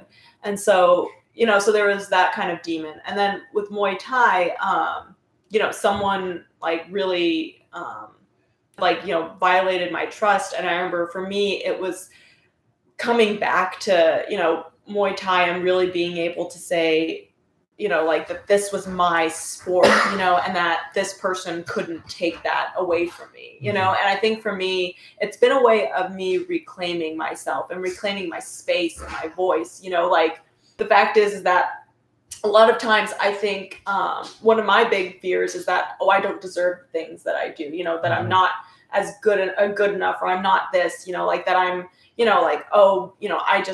I work really hard, but I'm not that great. Or, I've always had that voice inside. And like, I remember anyone, because and I think that's the reason why it contributed to me being depressed, is because it can break you down. It can just dress you down, and it knows all your vulnerabilities, because, it's you saying, you're this, don't ever think you're, don't think you're anything better than you are. And I think for me, martial arts was a way of me reclaiming my space and my ability to take up space in the world, and my ability to hold myself up and say, no, I belong in this ring. No, this is my space. No, you will not infringe on me. And it's funny because when it's like, when I fight, it's definitely that I'm not going to give anything, because it's like, no, you have stepped into my space. Like, this is my space. Like, you are not, you get out of my space. And that's really how I feel, because it tells me, look, I have a right to exist. I have a right to be who I am, And so for me, it's kind of a self-actualization of being like, this is who I am, and this is part of who I am, and this is okay for me to take up space and to be myself and to grow and blossom. So yeah. Well, that's very telling, because the thing that Scott just said DJ did to himself, which is confronting his own voice or confronting himself there. And I think that's just a common paradox, really, of being an artist. It's just a matter of taming your own personal demons or your own personal monsters and making it drive it to you. Because as harsh as your voice was, in essence, like, that is the very same thing that put you down is the same thing that brought you up almost to the same space. Because, you know, we were talking about this also last week when we were talking to Morgan, how she talked herself, how she was a perfectionist, and how she really talked herself down. But you cannot deny that the pressure she put on herself was what led her to get her to her heights. I know Scott's also very hard on himself as well, and that's exactly. I mean, it's the same thing that keeps you down can take you up, but at the same point, like, the higher you go up, the higher those lows are. It's just a matter of, like, it's just who you are as a person. Like, from there, and it's understanding that personal voice, that personal demon that you have. Well, that inner voice that you just described it's so, like, cunning, because it's you. It's literally self-talk. Like, I've been active for some periods of time in the program of Alcoholics Anonymous. And my dad also has been sober for like 18 years. And he's active in Alcoholics Anonymous. He's sponsored multiple people. And he had the same thing, anxiety, self-criticism. And I remember he told me he went to this speakers meeting where this guy was talking about all these struggles he had. And he was like, yeah, when I first got sober, I had these things that I called the talking heads. He said he'd be sleeping and he'd wake up and he'd just, like, start obsessing and he'd just hear, "You're awake." And it was him talking to himself. They were waiting on him. He's like, they were just waiting on him to tell me I'm a piece of shit. Oh no, and he was like, yeah, I wake up in the morning and I do a body scan and I'd see a mole and I'd be like, it's cancer. Better not going to work today. It's like, but that was just his immediate jump. It wasn't even that big of a jump. It was just So I know George St. Pierre talked about this, just like the self-talk. And that is what can make us feel inferior. People can make us feel inferior. Society can make us feel inferior. Just the world in general. And I want to really speak this out there too, because there's still a lot of negative connotation about fighting, but there is not a thing yet that I have done that has helped me confront that. That has helped me just literally go, fuck you to that voice. And like, in the face of so much risk and uncertainty and danger, and just being like, I don't care. There would be these points I get to in camp where that voice would, like, I'd go home after training, maybe the session wasn't that good. I was exhausted, especially Saturdays, and I just sit there and someone would just start saying, dude, you're going to get knocked out. You're going to get knocked out in front of your family. And then I would just get, like, a week out, that would start happening, and I'd just be like, so what? I don't give a fuck. Like, and to people who aren't locked into the sport like that and the art, they don't get that, you know, because they run. They either work all the time and don't face it, or they drink, or they get all these material things and they don't confront that thing. Right? They don't confront themselves. And it's true. That's the biggest thing. I used to think it's in Morgan's podcast was called Me vs. Me, and I think that's a very important thing. We can't let that become cliche. We can't let it's you versus you. You can't let that become cliche, because it is true. It is. I think it's true in all of us, and I think that's the thing. And I feel the important thing, especially hearing like both your stories, is that as you grew stronger, not just in your physical, but I think the mental, and I think being able to understand, like, because I think that's essentially you're trying to achieve your true self, in terms of, like, you are more than just the thoughts in your head, and that you are more powerful than what you think you are. And I think this, going back to DJ, like his biggest thing was, like, he was going against himself, like, from that was blocked. But that's the thing. It seems funny to us because we see him and where he's at now. But but I think we're all at that same. It's like, I know we were laughing at, like, Tony Robbins, but he has, like, a quote about, you know, the person's, like, greatest fear isn't that they're inadequate. Robbins is kind of an asshole, but kind of an asshole. But I feel like that's true. Asshole's true. No, but we can't. We can't look at, like, the person who said it, but, like, what does that mean? And I feel that's the thing. And you're talking about how a lot of people don't confront that, because I think that's one of the biggest things that a lot of people will tell themselves, is that it's easier to not fight, or it's easier to not fight. And by that, I mean not fight the voice in your head, Yeah. to just accept it, like from there, because it's easy to think that you are not powerful, that you're not able to do it, because then in essence you never have to face that doubt, like from there, but just shutting down by just giving in. Yeah. Or space. Yes. What Shatreen just talked about in terms of space is so that hit me viscerally. I just felt it. I was like, man, I got goosebumps. I was like, no, I know that because for me, like I went to a really rough high school, getting bullied, getting jumped, like literally hanging out with my friends. Some of my dearest friends who taught me some of the most important life lessons grew up in really hard neighborhoods, were members of gangs. And I inherited all of their conflicts by just hanging out with them. And I wasn't a fighter, so I would get bullied, I would get jumped, I get beat up. And that traumatized me, you know what I mean? And I was like, dang, I don't have control over my body. I was like, people can just whip my ass. And that messes you mentally for sure. And it did. And then so I just started to, and thank God my grandfather got me into martial arts. And he was a Golden Gloves boxer, but he had the same issue. He was skinny. And they used to call him Squeaks. They used to be like Pipsqueak when he would box. And although he had these like iron hands and he would just drop people with body shots, you know how I said dig to the body?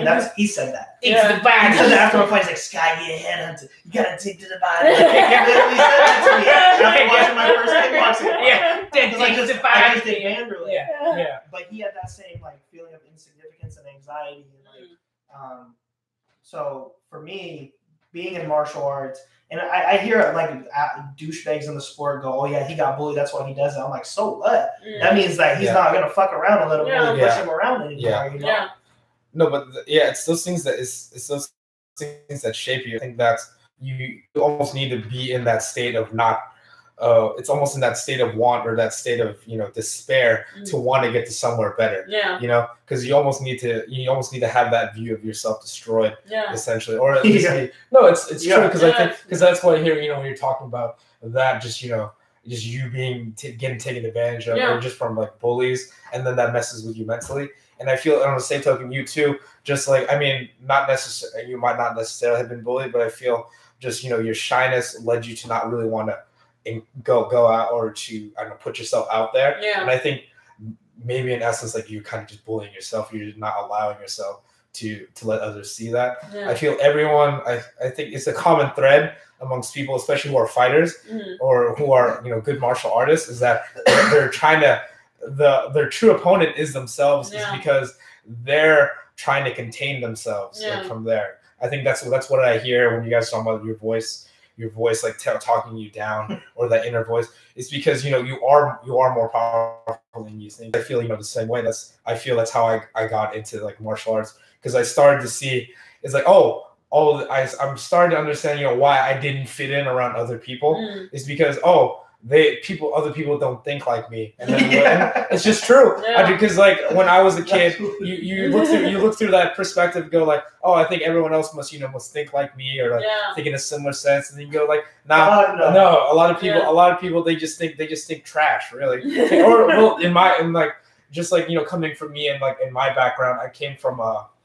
No, it's true. I came from like an immigrant household. Like both my parents were immigrated from the Philippines. Like they met in the Philippines, came here, had me. So I'm first generation American, and it's just like such a culture difference. I feel from there, and I've just felt isolated, really. And it's a weird kind of isolation, because I had grown up in the Philippines like when I was like young, so like I came here like around elementary school, like near the tail end of that, and I feel I didn't quite know where I belong, like from there. And in that sense, it just gets a kid to think, just as a young kid, I just always felt like I didn't belong anywhere, and I felt like there was just no one that could relate to me. And I feel like it's a common children's dilemma or common teen dilemma of like trying to find your place. But I feel like for me, like what I wanted to find was it was just. I feel like I really had a sense of just essentially like weakness, or like not being strong enough. That's what I really wanted to do. And I feel and it's like wanting to be vulnerable. Or I guess not wanting to be vulnerable. I just felt vulnerable, and then I didn't want to accept it to myself. So I wanted like to hide that like, through other things. And I feel that looking back now, that the vulnerability is what led to the true strength. Because like having to admit that you are vulnerable like leads you to opening yourself up to that failure is what leads you to that true strength, which is funny because when I was a kid, I thought the complete opposite of that. I'm like, oh, people, because I saw people, that are strong, or that person was have it made. They're like invincible. Exactly. Yeah. There's no way, if I were to see one of my favorite fighters, when I was a kid was Mike Tyson, and I saw oh man, that guy just must feel like I don't know, like a demigod, or a god on earth. Like he must have no reservations or no thoughts. And it's funny because later in life I just heard he was just talking about himself. He's just talking about before how he was just so scared. He wanted to leave. He wanted to run out of the stadium or the arena. He was just so anxious, and it just shows that everyone feels that way. But that's the thing. Sometimes the people with the most powerful negative voice they have to be the most positive to counteract that. And I think that's just true. That's just why when I hear your words, it's I understand because I was in that place. I was in that low place. I was in that place where I felt like I couldn't do anything. But in essence, I find I find comfort not just in the fact that other people know the struggle, but they know the struggle the way as I did, and that they overcame that from there. And I think that's what's important.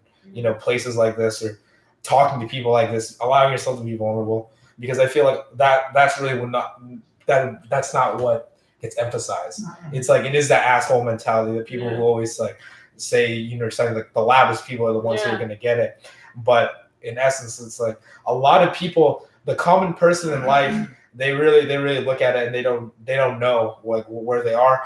But the truth is a lot of people are really just unsure, and it's not bad to not sure who you are. From there. Yeah. So well, that was a long tangent, but back on to it was perfect. It's really.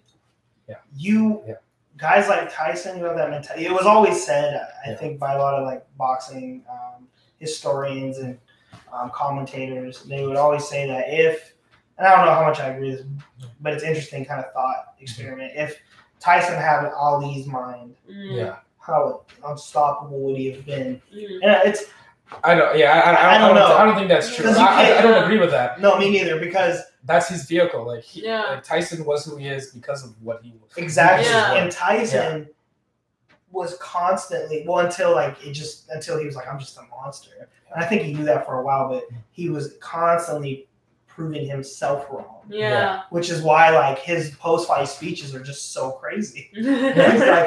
He's no Alexander. I'm Alexander. But that was when he went crazy, Tyson. My defense is impregnable, just ferocious, and when he is hard, praise be to Allah. You're just what is that guy? I don't even look. People look. Oh, it's crazy, but what has that guy been through? Yeah. You know what I mean? He's been through a lot, and then you hear his life story, how living on the street, having a drug addict mother, not being sure, having to rob people just to get. He's from Brownsville. Yeah.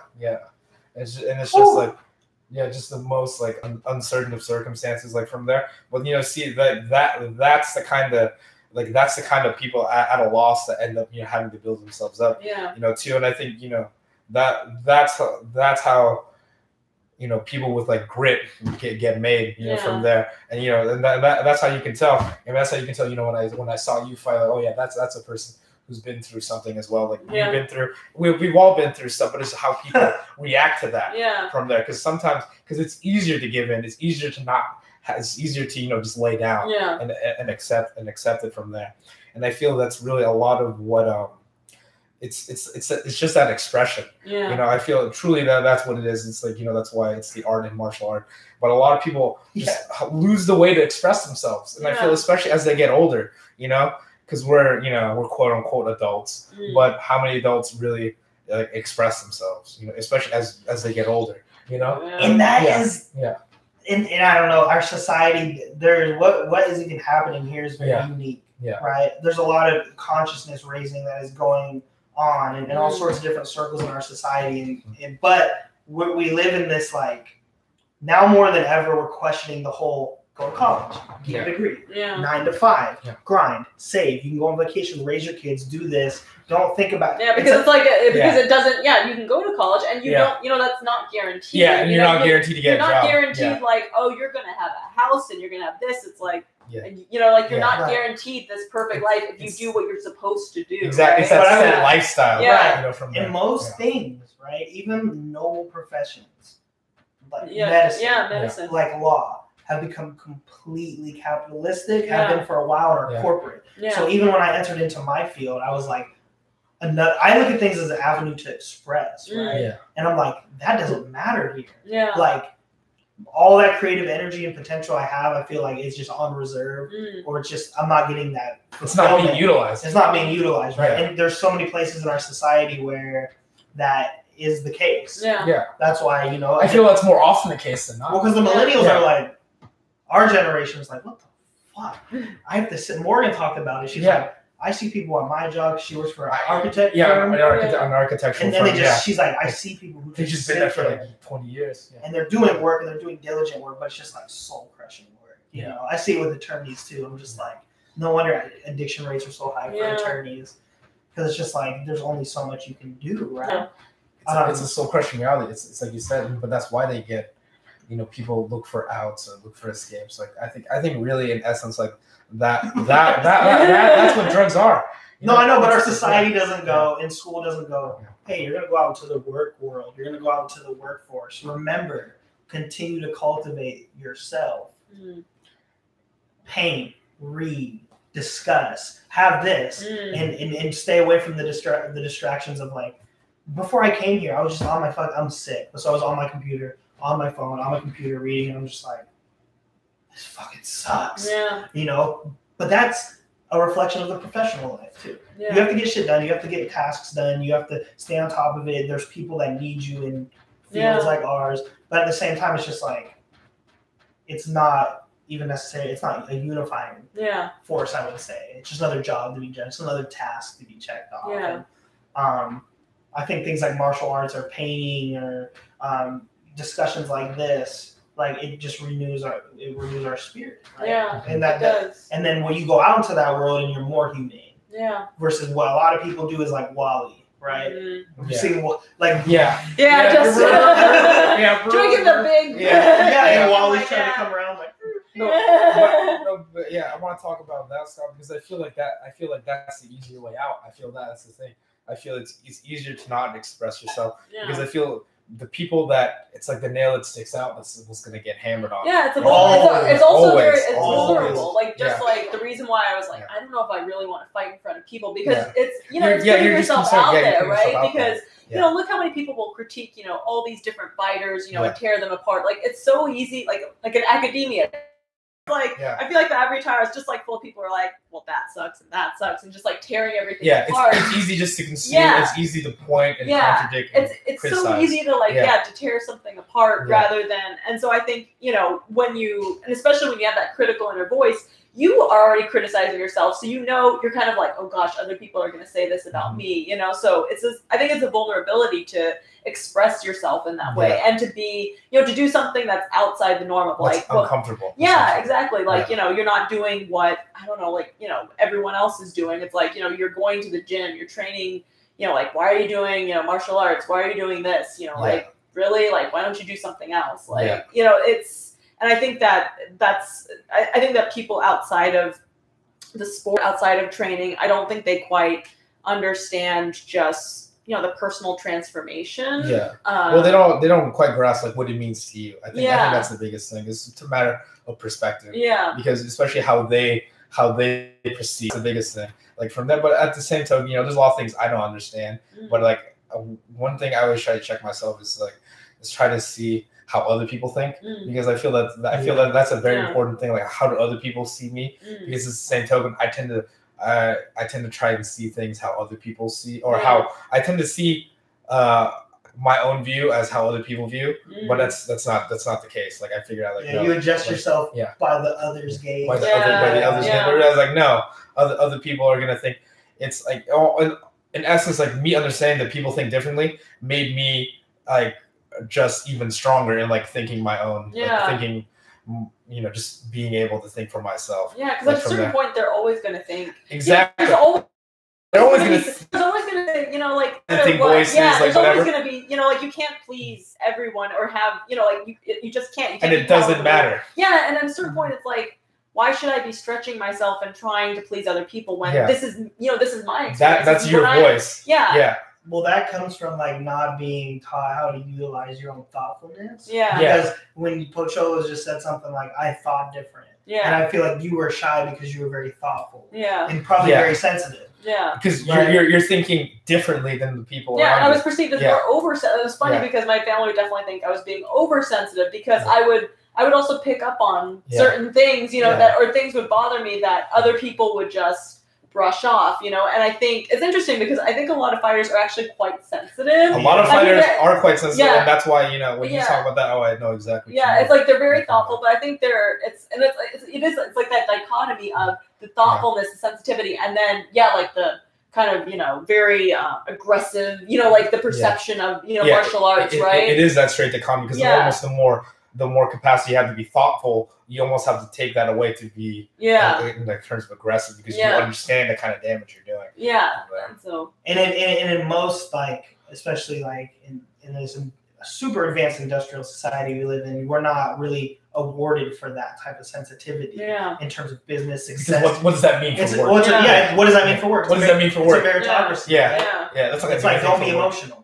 Don't be, and it's like I can't stand this because it's like, no, literally how we view the brain, how the brain shapes, it's like emotion is cognition. Yeah. It doesn't come from anywhere but the brain. Yeah. And sometimes what it does, it does when you look at things like a doctor or formulate a diagnosis or a treatment plan or look at a case and then analyze what the fuck is a jury going to think. Yeah. Right? It's crazy because these cases too, just a segue, it's like a lot of these jurors make decisions based on emotion. And you can manipulate that and be a fucking devil's advocate for sure. And that's true. All those attorney jokes are really attorneys in hell. But what I mean is I never learned in any school, well, there's some great teachers along the way, but how do I utilize empathy to impact my surroundings and myself? How do I have empathy for my goddamn self too? Never really. You were never given the tools to really handle yourself or to cope with yourself. In essence, you have to figure that out on your own. And I think everyone really has to figure that out on their own because it was never taught, and that's always been when I think about men, that's messed up because you have to deal with yourself every day. And the thing is, some people cannot deal with themselves, which is what leads to poor mental health or addiction or to drug. I mean, kind of turning that inwards, right? That kind of it's because really, people look for other ways. Yeah, and it just can be so corrosive just not to accept those emotions and really cultivate that sense of empathy too for others and for yourself. But I think I said this on another podcast, but it's fascinating me because Stephen Hawking just passed away. Yeah. And there's all sorts of quantum mechanics and advanced theories that he's put out there that I have no fucking idea. I just wouldn't be able to understand it. Yeah. But he said something about our survival as a species, and he said that empathy would be the guiding force that would save us, right? Because if we had empathy for all living organisms, we have empathy for each other, we would just take certain decisions more seriously. Yeah. We'd hold power more accountable, and that could really shift our interpersonal dynamics too. And it's out of all the things this guy's written about, all the things he's commented on, the vast amount of knowledge he has in that brain of his, he's this is the most important thing. Now I must go. Yeah. But it's almost that thing of simplicity, how sometimes the most complicated solution or the most complicated problem, really has a simple solution, from there. But that simple solution, quote unquote, is almost the hardest thing to ever deal with, because it's saying that the way to to a happier, fulfilled life is to be able to to find yourself. But in essence, how many people are really finding themselves, or how many people are put in the capacity to find themselves? From there, because I felt in this on this pathway, I was never quite really led. It was just some way that you end up finding your own contention or your own way to figure out what works for you. It's I easily could have gone a different route from there, or just through circumstances of not being able to figure out what works in terms of expressing me or being me or finding my voice from there, because just all too often it just gets shut down from there, or just feeling I don't know about you guys, but I know when I was really young I did feel different in terms of because I had some academic struggles very early on. And it wasn't because of that I couldn't understand. I just was interested in other stuff, not what they were teaching me. interested in the civil rights movement, like 4th and 5th grade. Like I'm reading books about that and trying to understand that. And like there was never really a point in time where my teacher was like, Scott has great initiative. It's like, oh, Scott's just disruptive. Well, you know why I was disruptive? Because I was like, this is fucking stupid. I think that's the thing, because you do have great initiative towards things that you want. Yeah. And like anyone, I think, because the same problems that I think that were troubling you when you were younger is just not even a problem. It's just who you are as a person. Yeah, So that's the same, because that's the same, psycho like thing it's that drive and that passion towards things that you want to do. Mm-hmm. From there, you just had a lot of that. Whereas a lot of kids are like, well, I don't quite know what I want to do. I guess I'll just do what everyone else is doing. Yeah. No, because that's the common thing. Sucks, Yeah, it's like a lot of people are like, yeah, you just go to college because everyone else goes to college, and that's what you're supposed to do. And it's not like, is that what you want to do? Is that, like... That's never gets asked. Yeah, it's like, no, that's what you're supposed to do, and you're supposed to do this. And it's like, I definitely know a lot of people who just... Hey, here's this rifle and here's this helmet. But it's really like... I guess I'm about to go to war. Hey, you see that group of people over there? They look funny. Fucking hands. Yeah. They're different. I hate them because they're different. You see the words this guy's using? He's going to bring jobs back to America. He's going to make it great again. Vote for him. Guess that's what I'll do. Herd mentality. And it's not to be like... Yeah, it's that group thing. But it's easy to follow that flow. Yeah. Because like you said, if you stick out, you're gonna get rained down upon, you're gonna get hammered.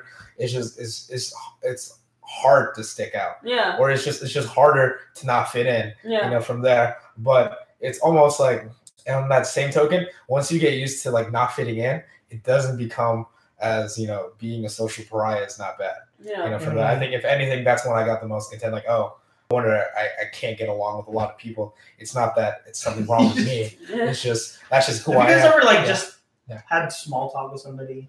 Small talk is exhausting. I know it is. I want to slap. But have you ever had small talk and in the middle of the small talk you're like, I don't give a fuck about what you're talking, or that's what you're thinking about? Yeah, Scott, I just walk away. Like, no, that's the thing.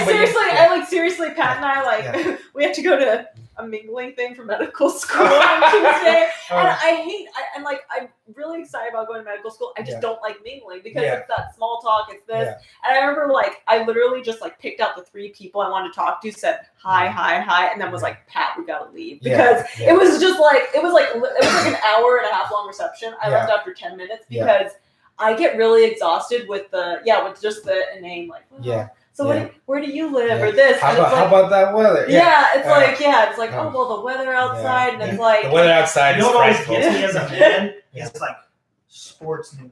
Yeah. That fucks me every time. Because I'm around a lot of people in the legal profession, a lot of guys. We're talking about trades, and I'm how about your Mariner? And I'm like, I don't give a fuck about who's doing what. I just don't care, No, but you know why? Because that's the exact male small talk. No, it is. That's exactly it's like the song. It's not really engagement. It's not engagement, but it's like, oh crap, I got feel the time. But you also want to be conscientious. You want to go, hey man, how are you feeling today? With dudes, some guys you just can't do that. Well, because you ask them that and they don't know what to tell you. No, it's weird too. When you try to ask a serious question and you get sarcasm, you get deflection. Yeah. And the deflection is so interesting to watch because it's like, damn, it's kind of like you just said, fuck you, don't talk to me. You didn't say that. You did this whole act. Right?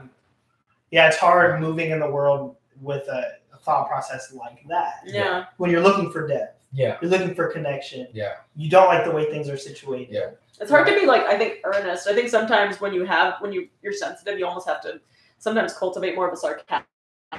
Just to kind of how did that happen? Yeah. But also to keep a little distance, right? Because when you're too earnest, people are like, "Oh, look at you, you're so gullible." And look, I can take advantage of it. I mean, but when you want to engage with people, to a certain extent, it's it's unfortunately you have to be somewhat sophisticated and understand how did you learn that? That was deep. I don't want to skip over that. You said you're earnest, and then all of a sudden someone's taking advantage. Was it college? I didn't know. I mean, honestly, it was college, and also, I mean, it was like I had said, someone had violated me, and it was really this. I swear, it was like this curtain had been pulled, where it was like, no, people don't have to.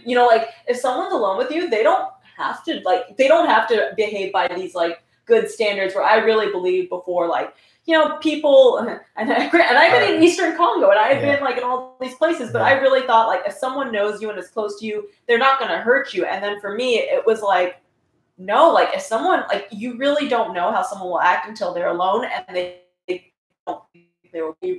Morgan said the same thing. I mean, it's really frightening because it's just like there's this mask peeled off, and it's suddenly like I really like at that moment I remember feeling like, God, if I'd been a child my whole life, like it just felt like running around completely naive, because then it suddenly was like, oh, like I have been totally operating at this kind of level where it's like, there you are, you piece of shit. You've been a piece of shit the whole time. I only ask because like that I'm continually in a certain sphere of my life having that realization where I'm just like, this is fucked up. This is bullshit. And I tell everyone around me it's bullshit. But then I'm just like, man, I'm gonna give you that asshole book because it talks about this. It's like when you're confronted with a difficult personality or someone who's gonna exploit you or take advantage of you, you can either just kind of like it's where you're like, oh, or acceptance. This is the way they are. I'm gonna be stoic about it. Kind of like Pocholo does that. Pocholo gets real stoic sometimes and just like, deflect. I'm just gonna go about my day. Or you can pick your battles and when you can confront them. But that's the premise. But the conclusion.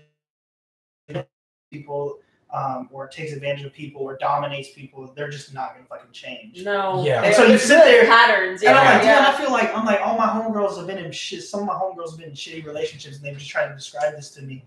And I'm like, I just don't know what that's like. Now I know what that shit's like because you're like, damn, what has this person been through? Why do they do this? Why do they act like this? But you're looking for that, and you're like, even if I did find it, it doesn't justify the behavior. You know what I mean? Exactly.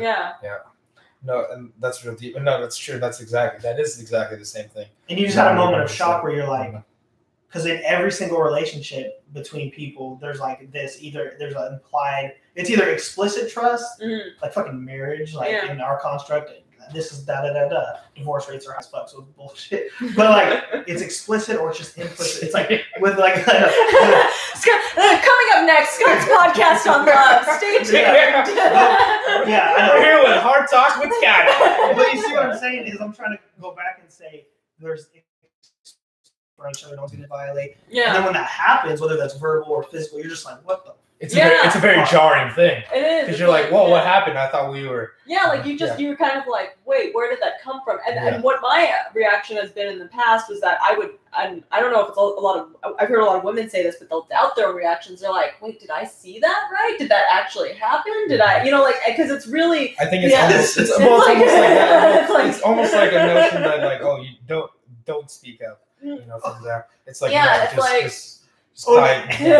be like there's like a fucking kid right here, and the person's like, it's really good talking. And then they go, yeah, but no, totally. You're just like, wait a minute. Am I supposed to just ignore what just happened right now? Like, oh, I guess that you do that. I'm totally gonna give you that raise, bro. You're gonna go places. You're like. What the fuck? Are we just gonna ignore what just happened right there? The kid is all like, and not to get super deep, but we're just talking about trust and philosophy. It's like Jean-Paul Sartre wrote about the Paris occupation by Nazi Germany, and how there was the invasion, and then there was this apprehension to the Nazi presence.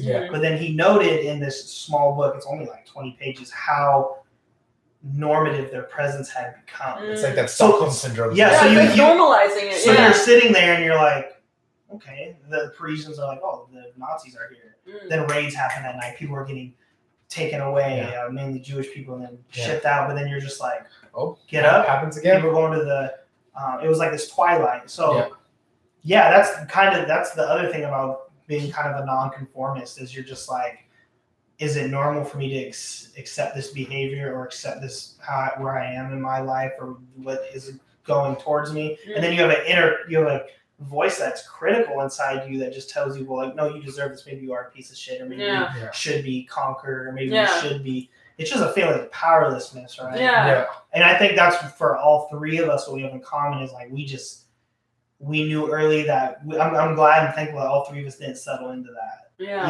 Well, I think if we did, we wouldn't be here. No, no, it's true. Like I feel But that's just the way it goes. no, that's the thing because I always talked about terms. I think that normalization is a very big one. But I think one thing I always thought is like if Godzilla were to destroy a city, oh man, that's gonna be if like a huge green monster came in just destroyed Seattle. Yeah, but Godzilla like, doesn't destroy cities. Mothra does.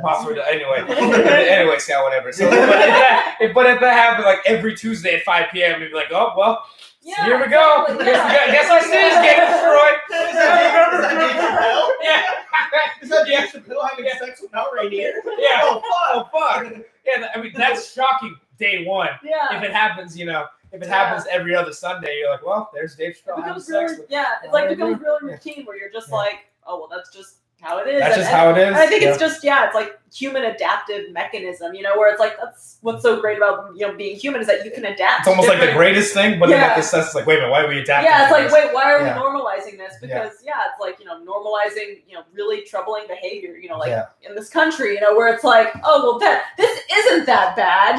Like it's really and it's sad that that they have to rationalize it like that. Yeah, they have to rationalize it, and I think in essence, like, why are you saying that? Yeah, but I think it's also a form of survival, right? Yeah, to be like, because otherwise, if you're just constantly under stress and you're like, this is horrible, this is fucked up, what is going on? That's like, true. how would you? Right, you're just under the state of stress, and you're powerless. But it's like you have to be like, well, okay, I can adjust to this. I can live, right? I can do my life. I can go to the grocery store and do this. Like, you have to pick out the things where it's like, I'm surviving, I'm fine, calm down. You must have to put that white noise. Yeah, exactly. Especially when people like what you just said is like someone just says something fucked up, or they're like doing something fucked up, like all Trump shit. Yeah. The thing that's really deplorable about Trump is that, and it's interesting, he operates from a gray area of like verbal attack. So he'll say something and like, some shit's like, that's just fucking racist. Yeah. But then you hear it, you're like, that's just something a dickhead would say. Yeah. And actually, this is what this motherfucker's been saying in boardrooms. Yeah. For how long? So For it's how this long? gray area where it's like, we can't exactly pin him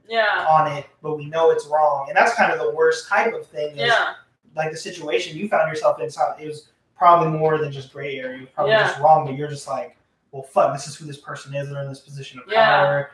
What do I do? Yeah. And then you had a choice where you could have let that be your gauge for where it could have been like, oh, like this is just how martial arts is, like this is what what it is like, to have this exploitation. And when I realized, but at the same time, it's like, luckily I like I had external supports. Like I think if I had been like, say, like Mike Tyson's situation where he's like, this kid who has a drug addict mother, has no other social supports. And you have fucking Don King coming. Yeah, like, but like someone like that, it's so easy to exploit them. And there's so much exploitation. Right. Because they're so vulnerable and they have no other way to turn to. Right. But when you have like, you have your brother, you have your family, you have these external people who, for better or worse, will kind of remind you, well, this isn't okay. And that was, for me, was my external supports. Was like, this isn't, like, what's happening is not okay. What happened is not okay. And that, because otherwise, if you're just by yourself and you're so vulnerable, you'll normalize it. You'll think this is just how it is. Yeah. This is, I don't like this, but I guess this is what this is like, So that's so crazy. Yeah, that is crazy. But it's crazy, but it's eye-opening because I feel like that is it's just everywhere. It's everywhere. It's everywhere, and it's where you least expect it, and it happens to more people than you think. Yeah, and like Morgan was mentioning the Me Too movement, and and in fighting, I was like, okay, But I remember even like at work, like there was like I just had like a run-in with a doctor where it was just. Like it was just kind of weird, but it was just but it was just kind of it wasn't anything that was so egregious that you go to HR, but it was something where it's like, hey, that's not right. Yeah, like where you're like, this isn't okay, like you should know better than to do this, but it's it's kind of that thing where you almost have to gauge like, is this like how bad is this? It's kind of like the thing with assholes where it's like, well, how do I engage with this? Do I like keep engaging with them? Do I it's really. It's so pervasive, unfortunately. And I mean, the good thing is that it's getting called out more and, with more visibility, hopefully it won't happen as much, but, it's still to a certain extent it operates, but it's just, maybe 30 years ago, like it was the Mad Men type of thing where like, men could like give you a healthy slap on the bottom, I see that shit, I'm like, what the fuck is happening? But like, but guys watch the good old days. Smoking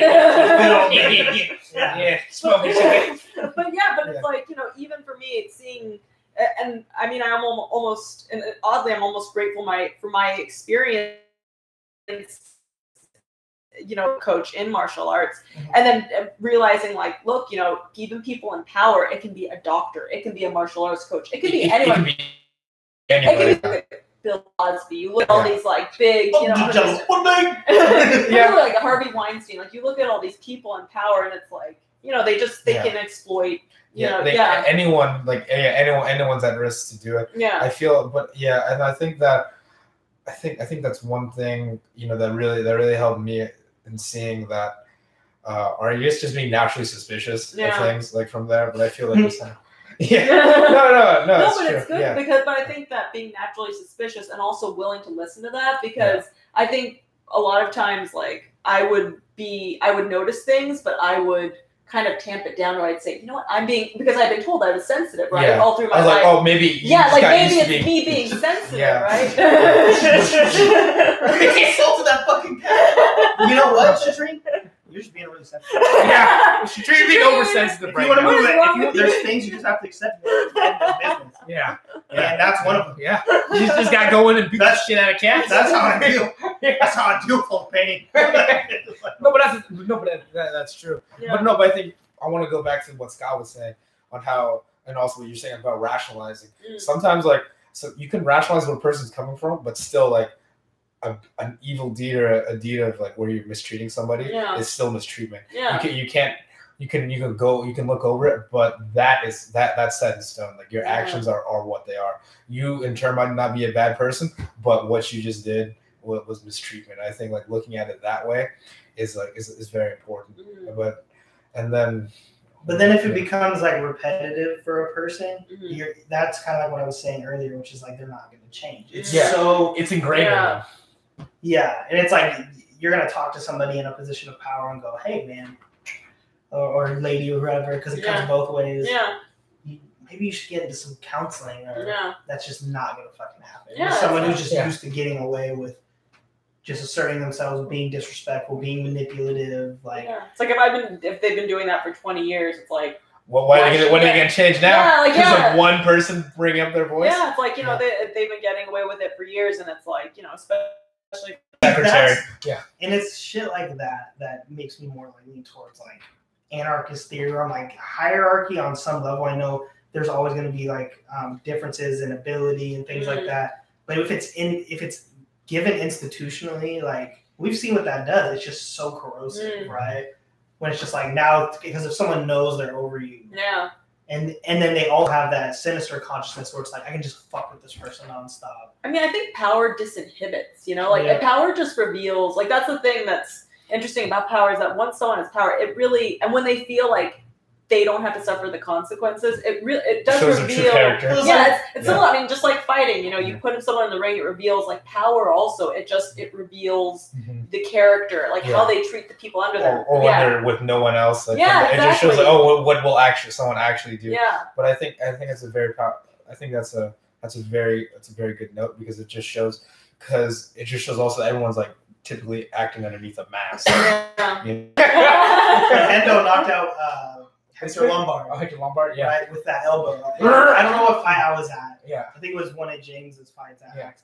And Matt like came in, he's on his cell phone, he's like, Hector Lombard got knocked out. He's like, I'm so happy. Yeah. I was like, why, man? He's like, because he's horrible to his sparring partners. He injures all of like, it can be, Hector would just injure all of his partners intentionally. Hector, so when he got hit with that elbow, it's kind of like, well, you've been a bully for too long. You've guarded your position of ability and skill over someone, and here you go. Now it's time for you to deal with it. Right? The comeuppance from there. Yeah. Well, it's just like, I hope, same thing I gotta say with Conor. Like, I know he will not be prosecuted. Conor McGregor.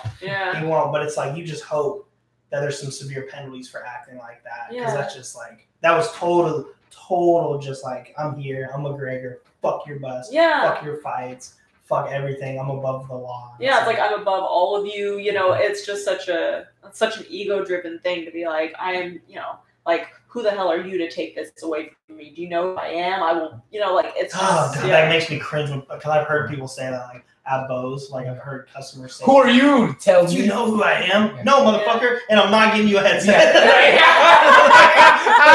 I don't know who you are. Fuck your headset. You know who I am? I'm the one one. Yeah.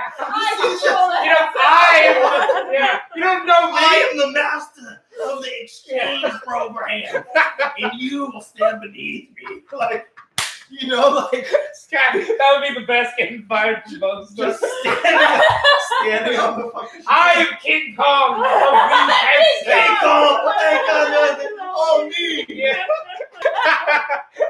And Alonzo from Training Day is Alonzo a from Training Day. perfect example. Yeah. But Fuck all that. My life is like Training Day right now. Well, That's what I'll say. We'll leave it at that. I have not been forced to smoke wet yet. Oh, you like to get wet? Anyway, so Shatreen, what are you gonna say? I mean, I think that it's like power just. I think that what we're seeing, you know, like that was interesting. The thing about like Hector Lombard being knocked out, Matt being like finally, because because when you physically, when you're able to overpower others, or socially, or professionally, it's like it does say something about you. It's like like DJ or Matt for like all their ability. Like I've never gotten injured with them, like sparring with them. Like I've always felt comfortable. I've always I've never like they've always pushed me. But it's never been to a point where they're bullying me or they're making a point or they're saying, and they could do that, right? That's the thing, is they have the capacity, but they choose not to. And so in that way, that also reveals their character, right? So that's the thing, is that, power, whether it's, Conor McGregor having all this fame and notoriety, or, DJ having this ability, it reveals, your character. Yeah. Well, okay, so speaking on that, so now that you've done a lot of martial arts and fighting. So, what do you think has been the biggest then to how you see yourself, like as a person?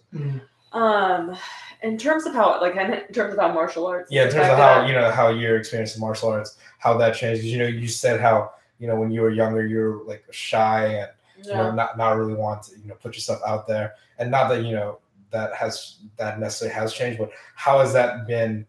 I guess altered since you've opened yourself up to more uncomfortable things. I think it's interesting because I feel like martial arts and actually kind of my academic or track toward medicine actually really I feel like they actually intertwine a lot. Okay. Yeah, because I feel like martial arts has just kind of revealed certain aspects of my character. Like I've always enjoyed learning, and I think I pursued things like martial arts or medicine where, it's a constant learning process, where you're never going to know everything, you're never it's like martial arts, you're never going to know everything. Medicine, you're never going to be the doctor who knows everything. It's just, you're not going to be a doctor. Doctor. What's your doctorate in? And all that. But I think it helped me to recognize, how I develop as what kind of person I am. Like, really, I feel like martial arts actually helped me study for the MCAT, for the medical college admissions test, because I realized that pursuit of that was similar to your pursuit of academics.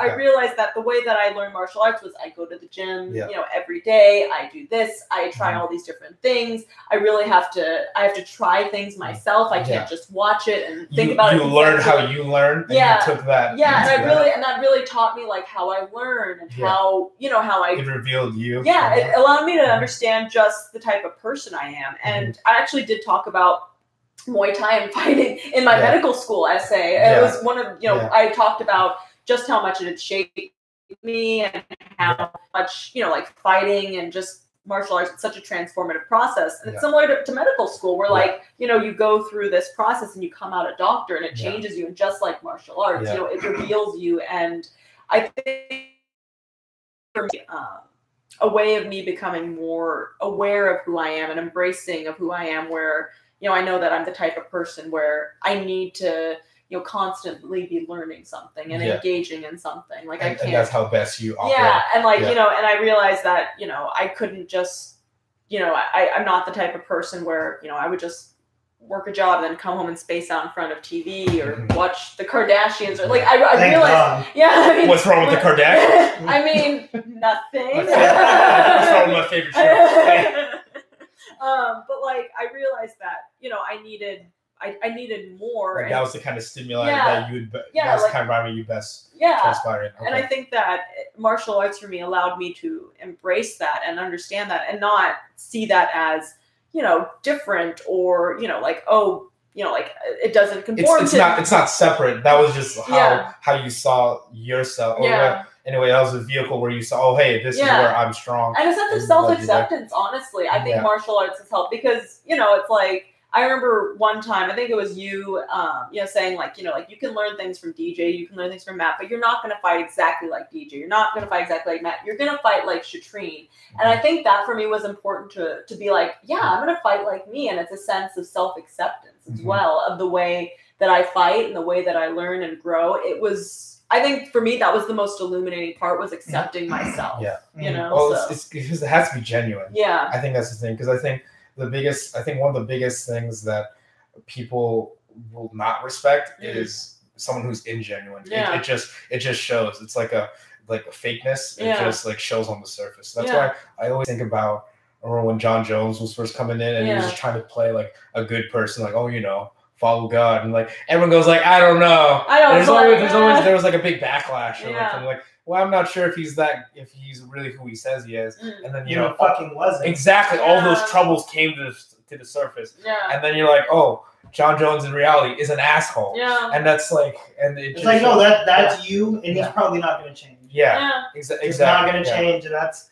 I like how you really used your journey in martial arts to like how, and then you said this is martial arts helped me prepare for the MCATs. It's like I just took the LSAT and I looked at it the same way. Yeah. It's like, it's the same way you approach it. Yeah, I look at it as like, okay, if I put this much time in, if I know I learned differently and that I'm going to have to approach this information different than even my competitors who are taking it, then I'll do good.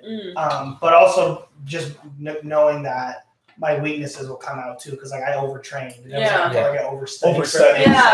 I didn't take a break and stuff. Those things carry over where it's like it's because it's who you are. It's like if you procrastinate when you're fighting, right? If you're the type of person who like, you start really caring late into your fight camp about like the really training or pushing yourself or eating right, like that kind of carries over into how you study or how you approach other things. Like I feel like martial arts does reveal your personality and your character, and I think that it's a sense of self-acceptance and just self-understanding as well. Yeah, understanding who you are. Yeah, because I remember I would talk to you about that, and also talk to you too, like about your studying, you understanding yourself, and I feel that's a very big thing because it's just like I remember we were talking to Morgan like last week, talking about how she saw like the connections in between other martial arts, but it's the same thing. You can take that understanding from martial arts and take it to other things. Yeah. Because because like that's just one craft that you do. Yeah. Then you see other crafts that you've done, like learning or academics or for you to turn the medical field, and you see how that goes. Because she talked about cooking, right? And like being a chef and the creativity. Expressive. Just elbow. Elbow the chicken.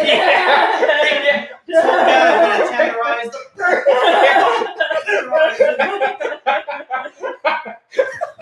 She needs to be on Food Network. I feel like this will be a great crossover. She's really pretty and she's very like, you're like, oh, she's not aggressive, and she's like, so we're gonna just tenderize the phone. And you know what? Ender, who's not here, has to be like the assistant. He's like the guy carrying the chicken. He's like Mamma Mia. So weird say Mamma Mia. It makes no sense. They're making steak. Or they're making Chinese food. Mamma Mia. I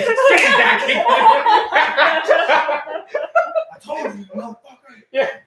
I told you, stop saying that. No, but because I totally see the same thing too, because I'm because when I do like stand-up comedy, like I sense the same way, because I approach it the same way in terms of just like how I think, and I feel the biggest thing that helps me, like people are like, how does that help you in terms of stand-up comedy? I feel it makes me understand my voice, like from there, or who I am as a person. Yeah. Because I feel like when I talk on there, I talk as me, because I don't need to talk as anybody else. Yeah, because so many comedians will totally be like, I'm doing Dave Chappelle or Chris Rock, or like they'll kind of like because you watch and you kind of emulate what you want to be, right?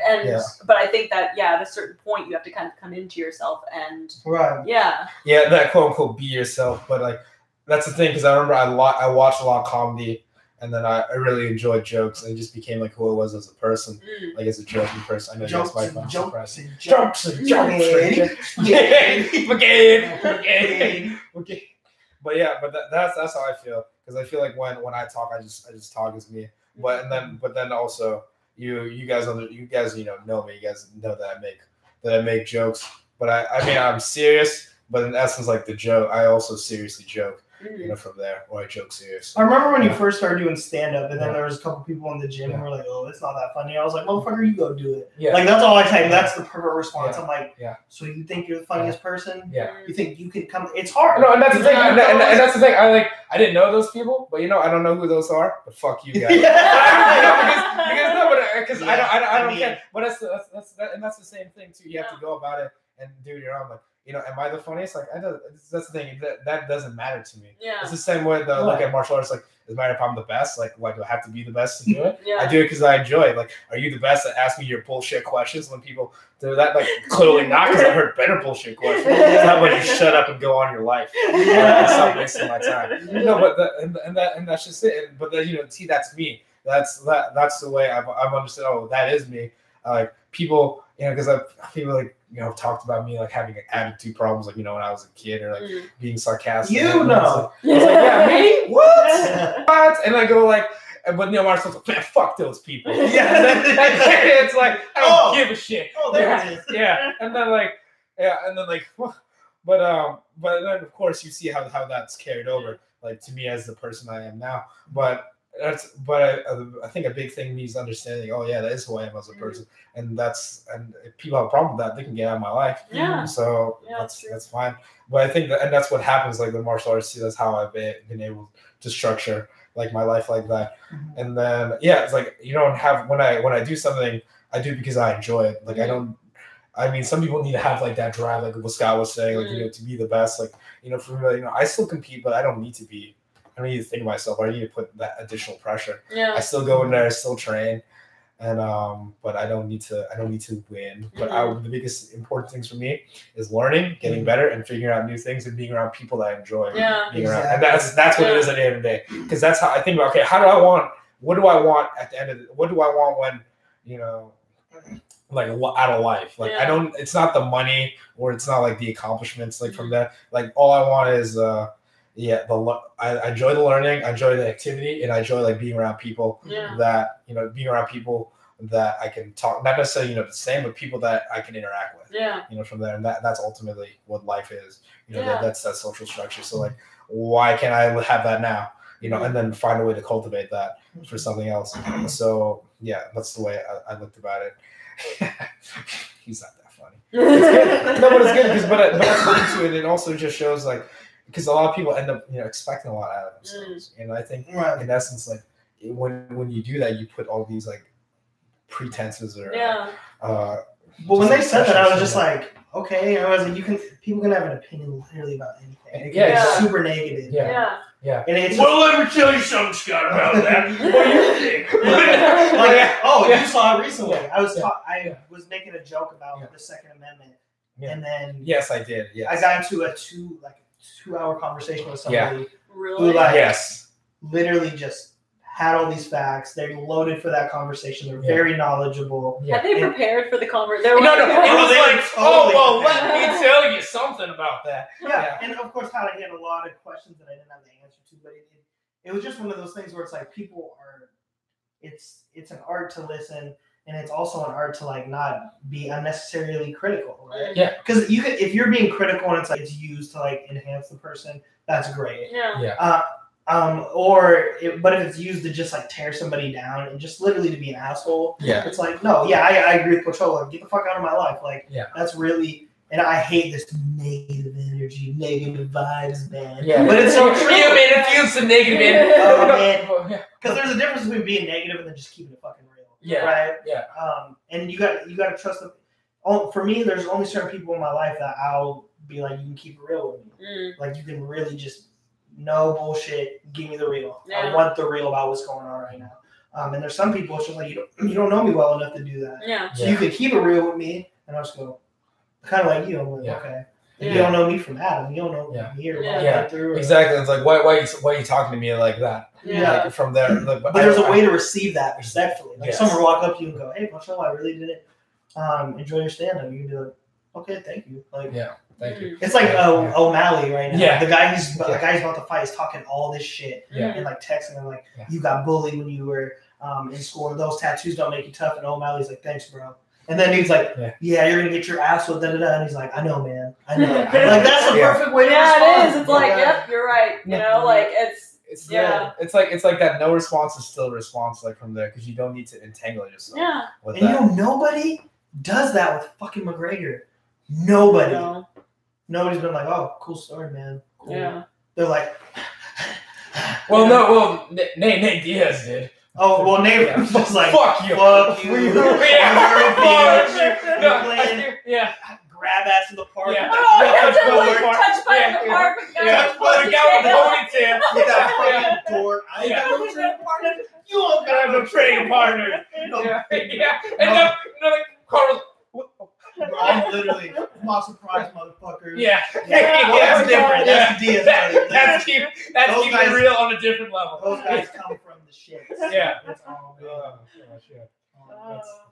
That's pretty funny. But yeah, it's like, but it's just also understanding people that you want in your life. You know, like people can come in and say all that, but in essence, like, how much their words only matter as much as you give it to them.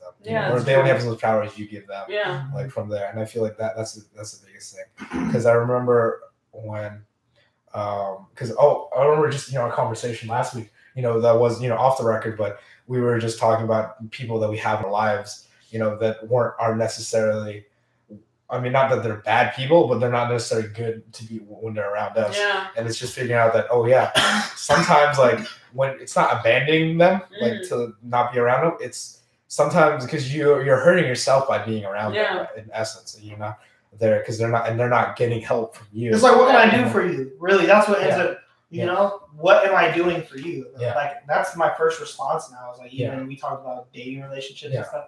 People are like, Scott, you dating them? Like, no, I'm just chilling right now because I'm really like, man, what can I do for another person that I let get that close to me? Yeah. You know what I mean? Yeah. No, but that's the real. No, but that's a good way to look at it, because that's essentially what relationships are, or not just romantic relationships, but friendships like this. Like, we're around each other because we're going towards a common goal. We're talking about things that we understand, but we're moving towards something, If I'm around somebody and we're just, we're not moving towards anything, then I feel like, I'm wasting my time, like, from there. And then this person's not getting anything out of it. If I'm not getting anything out of it, what's the point for me? So I'm like, I know what I do. I'm getting out of here, from there. Cause that's how I look at relationships, it's got to be moving towards something. You're wasting my time. That's what I mean. Yeah. Are we wasting each other's time? We're wasting each other. Because I feel like if you're wasting my time, then I'm wasting your time. And that just happens when you get older too. I'm 29. I'm like, man, I've been there and I've done all the other shit with dating relationships and friendships. Like,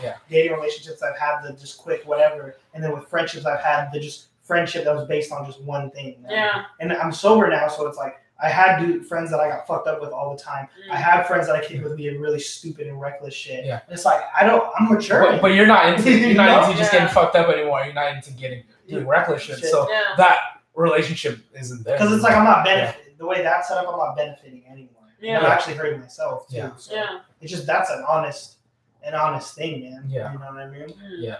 No, that is, and it's just looking into your life and seeing how you can. I think it's just looking through life and seeing things that can benefit you and how you can grow from it. Yeah. And speaking of that, like you were talking about it earlier, but talking about how your injury made you like look into things a little bit differently. So like, how did that? So how could you like talk about that? Yeah. So it was I think end of September I got injured. And so tore your ACL. Yeah. So tore my ACL, and I think and I think my attitude towards just training, except for when I was studying for the MCAT, it was just be in the gym, as many days a week, just, doing conditioning, even when I didn't have a fight, just like, it was more. Yeah, it was like, but it was very much an idea of like, I need to just go hard all the time and, always be, like doing this. And it's just, but, like this idea of like, you don't take breaks, right? Like I remember, like it was funny because my Pat and I, we had our anniversary in March, our wedding anniversary, and our first anniversary. He was like, "What did we do?" And I realized I trained. Yeah, and then I realized also. Shout out to Pat. Yeah, brother. Pat, I love you. Shout out to you, brother. What did we do on our first anniversary? He's like, Shatreen, you were at the goddamn gym. It was really like he was like looking through and he's like, "What?" He's like, "You're at the gym." And then every single and then this past year since I was injured, this is the first year I haven't had a bruise. I haven't had a black eye on my anniversary. Every single year Pat's gone out, I've got this big black eye. Oh, I don't know, Pat's like, that does look so bad. Yeah. Pat and I, whenever we went to Thriftway, this grocery store, and like I remember, we went up to like our favorite cashier, and I had this big black eye, and when I'm like smiling at her, and she like looks at me and then looks at Pat and then looks at me and just looks like really, you can just see the disgust on her face, like she was just completely judging, and Pat, of course, like poor guy, he's like such a gentle giant. He was like, that's the thing, because like that's funny because you can. Because I know what Pat looks like. Well, it's like if anyone's getting their ass. Like, no, you don't understand. And then she's done to me, you can't see. Scars. But it's that wouldn't hurt a fly. Look at Pat. I'm like, what? I know it's like, but but I remember I just had this attitude of just train. Like I remember it was my birthday and I had the flu, and Jenna, Bambi was like, you have the flu and it's your birthday and you're training, but it was that mentality of like you need to train no matter what. And so then when I had this injury where it's like no, like don't. Like this is stupid. You're gonna do more harm to you. And when I didn't train, and then when I had the surgery, it really it allowed me to take a step back. And I remember coming into the gym and it's I remember you showed me that when Dominic Cruz with Joe Rogan and he was talking about being injured and and it's just and so much of it is it's really about that mentality of just being away, and like the surgeon being like, well, it's gonna be a year before you're really fully back, and it's like.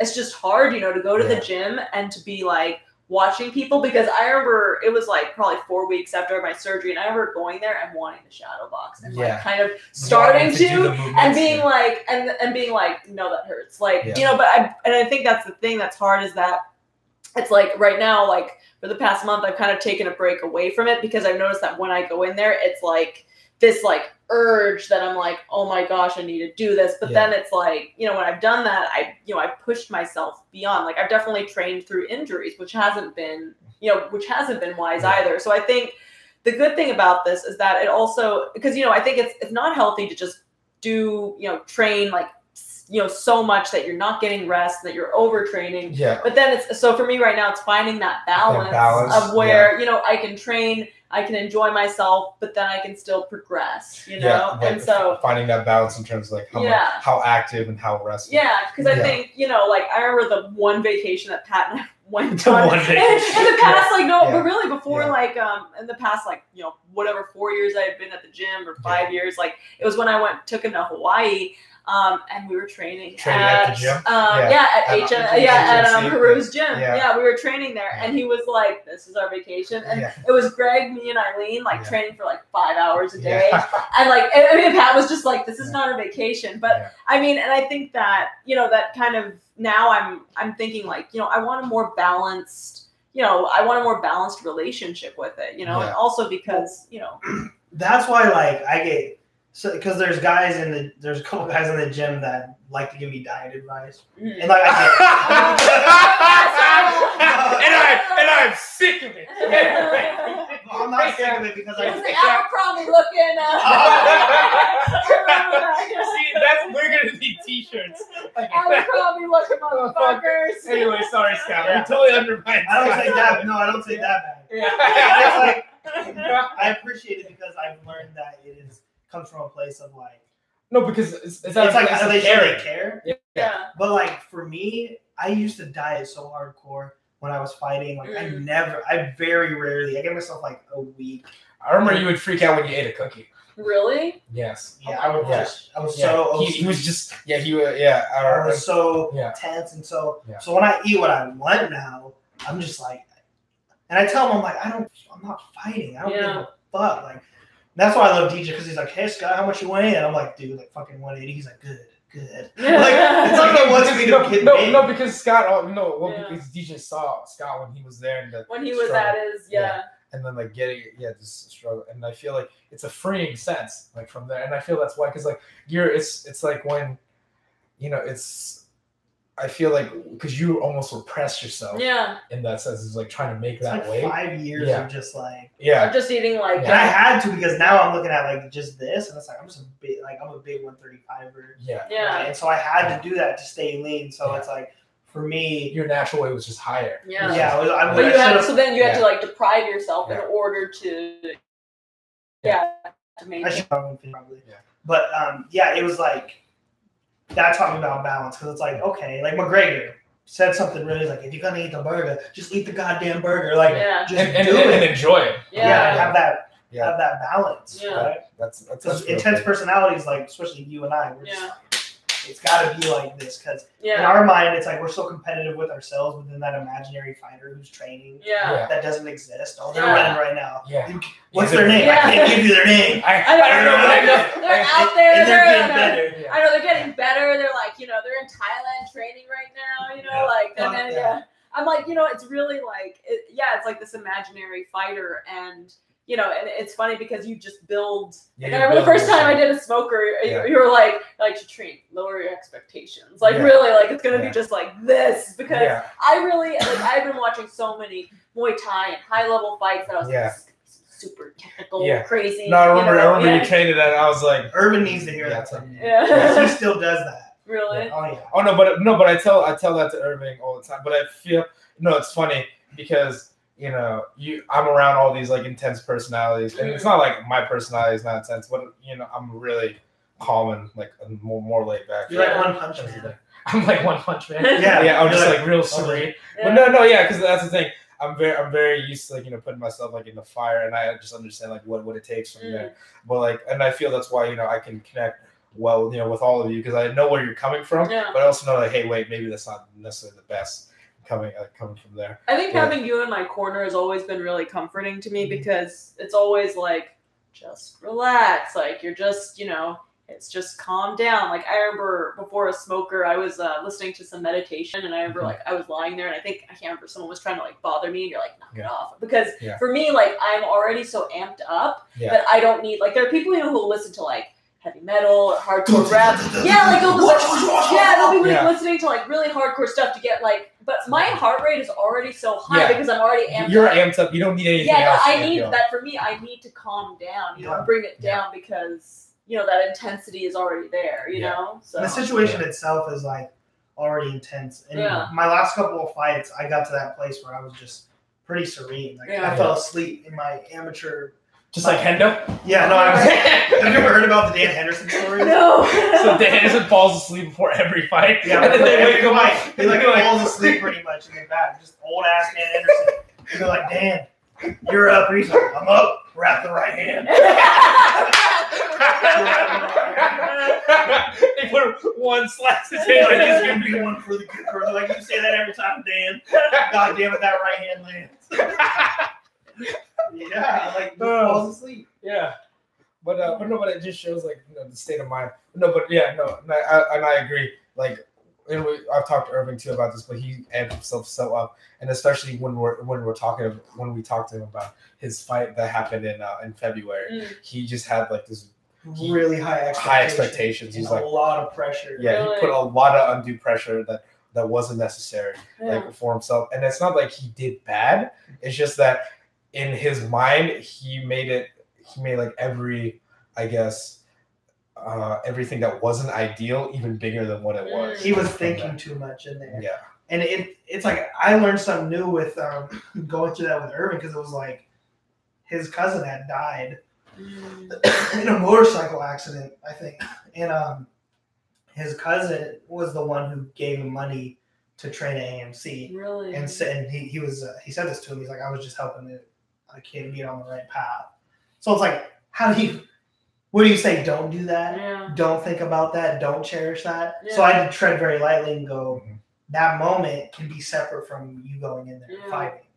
That moment can literally just be what motivates you every day to go and train and go and get those extra rounds in, to be super attentive and to ask all the questions and to just get the most out of the experience.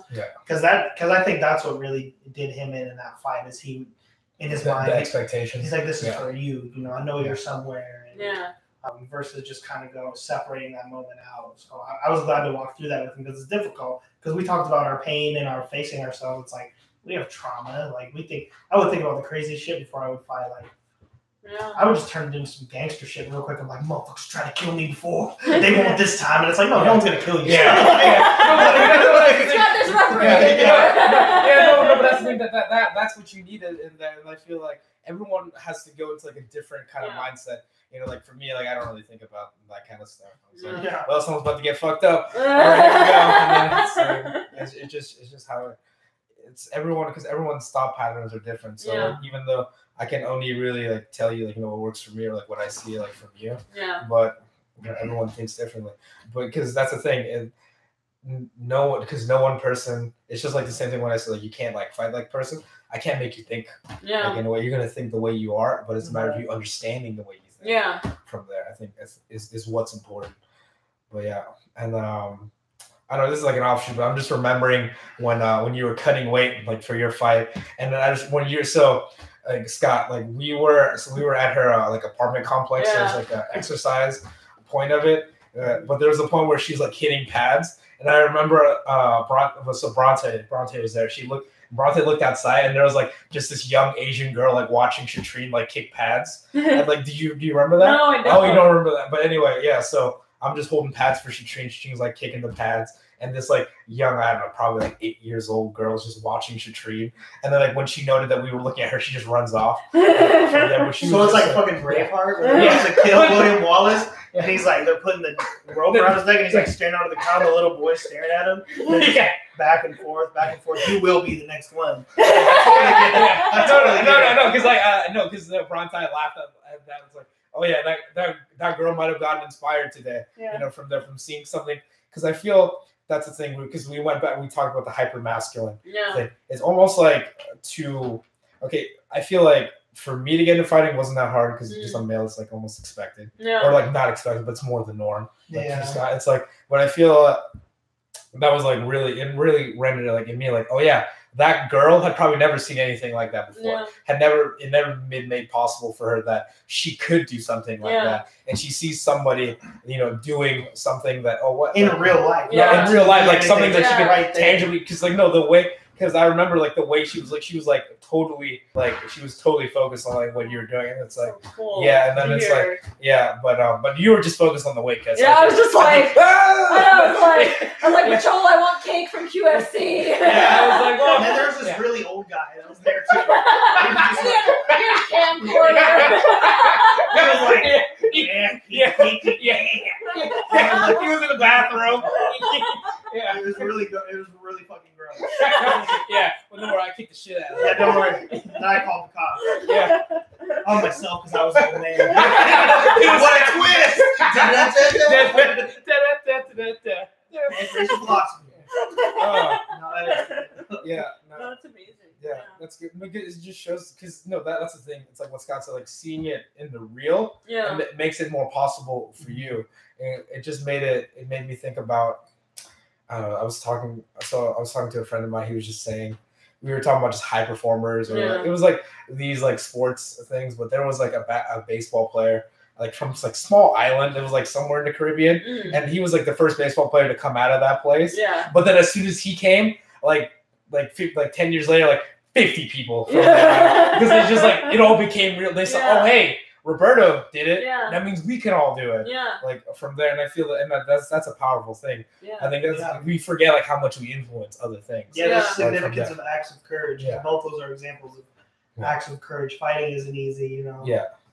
Playing professional sports or leaving your country to go play somewhere else, that's a lot of courage. So leading by example, you know. And that just puts that whole saying into practice, where it's like you never know who's watching. You just don't know who you've inspired, even in the small little venues in which you've performed, or you know. That's why we can't act like what we do is ever like insignificant. I think it's easy for us to be like, oh well, you know, it's just that fight or whatever. Like, you know, like you just don't think like, oh, who's gonna remember? Like, oh yeah, that one and Edmonds, like, you know, like you just, you know, we kind of like write it off. You brush it off. Yeah, because it's like, oh, that fight in Edmonds, or oh, that one. Like, you know, like you always have a story and it's something that you brush off, but it's not, but you never know, because there definitely been fights that I've watched where I'm like, you know, like, that's like, you know, like I remember, I think I was telling you about this, but I remember the first time I think I saw Morgan fight was West Coast Fight Team, and that was our first knockout, and that was. But my first there. Yeah. You get back in there, Josephine, or it is over. No, I remember that. I remember I didn't know it was Morgan at the time, but now like looking back, but like I remember like seeing like the woman was stunned, and like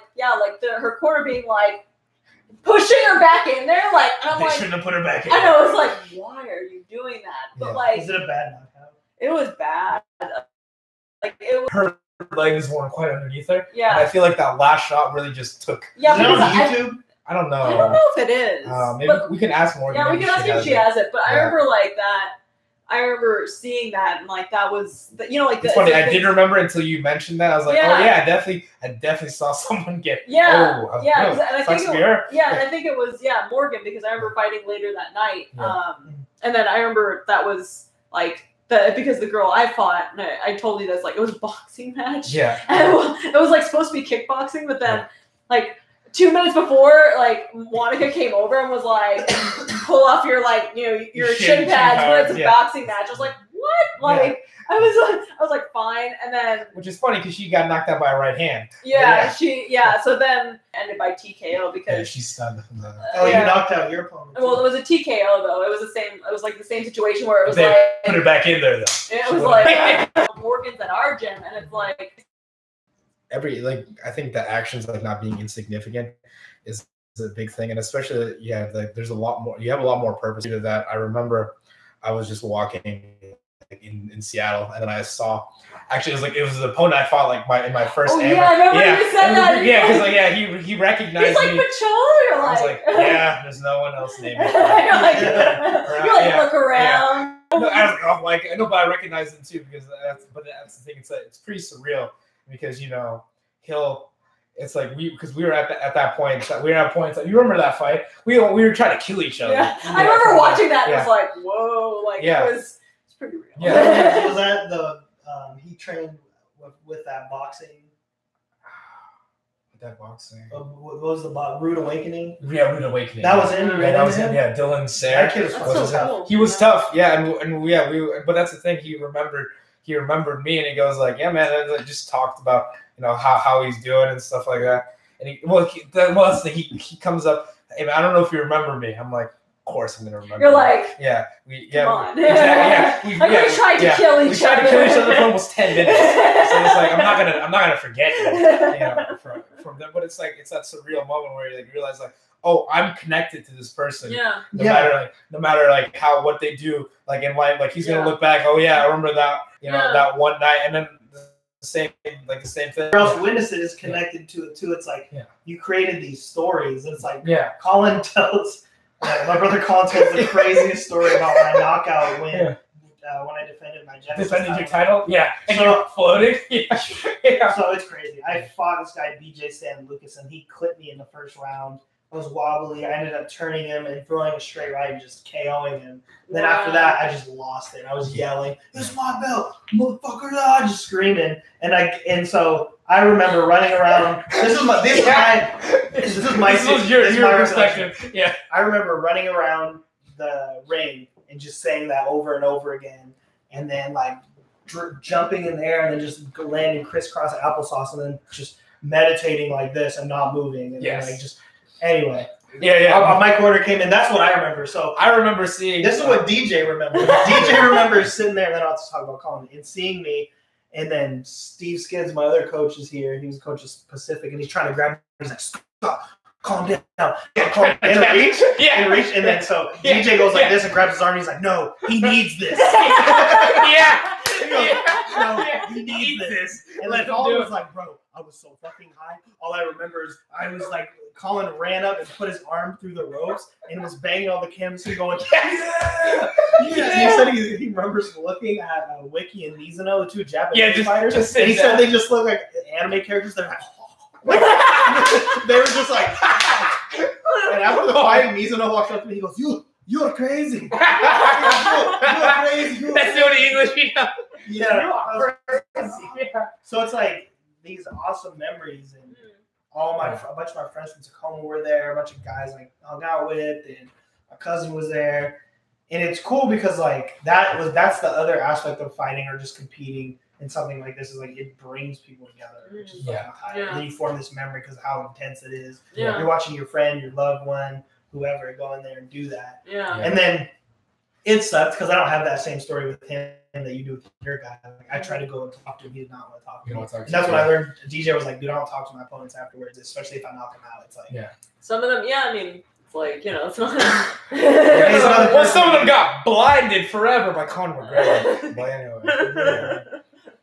Who got blinded forever? Ray Borg. Oh, yeah.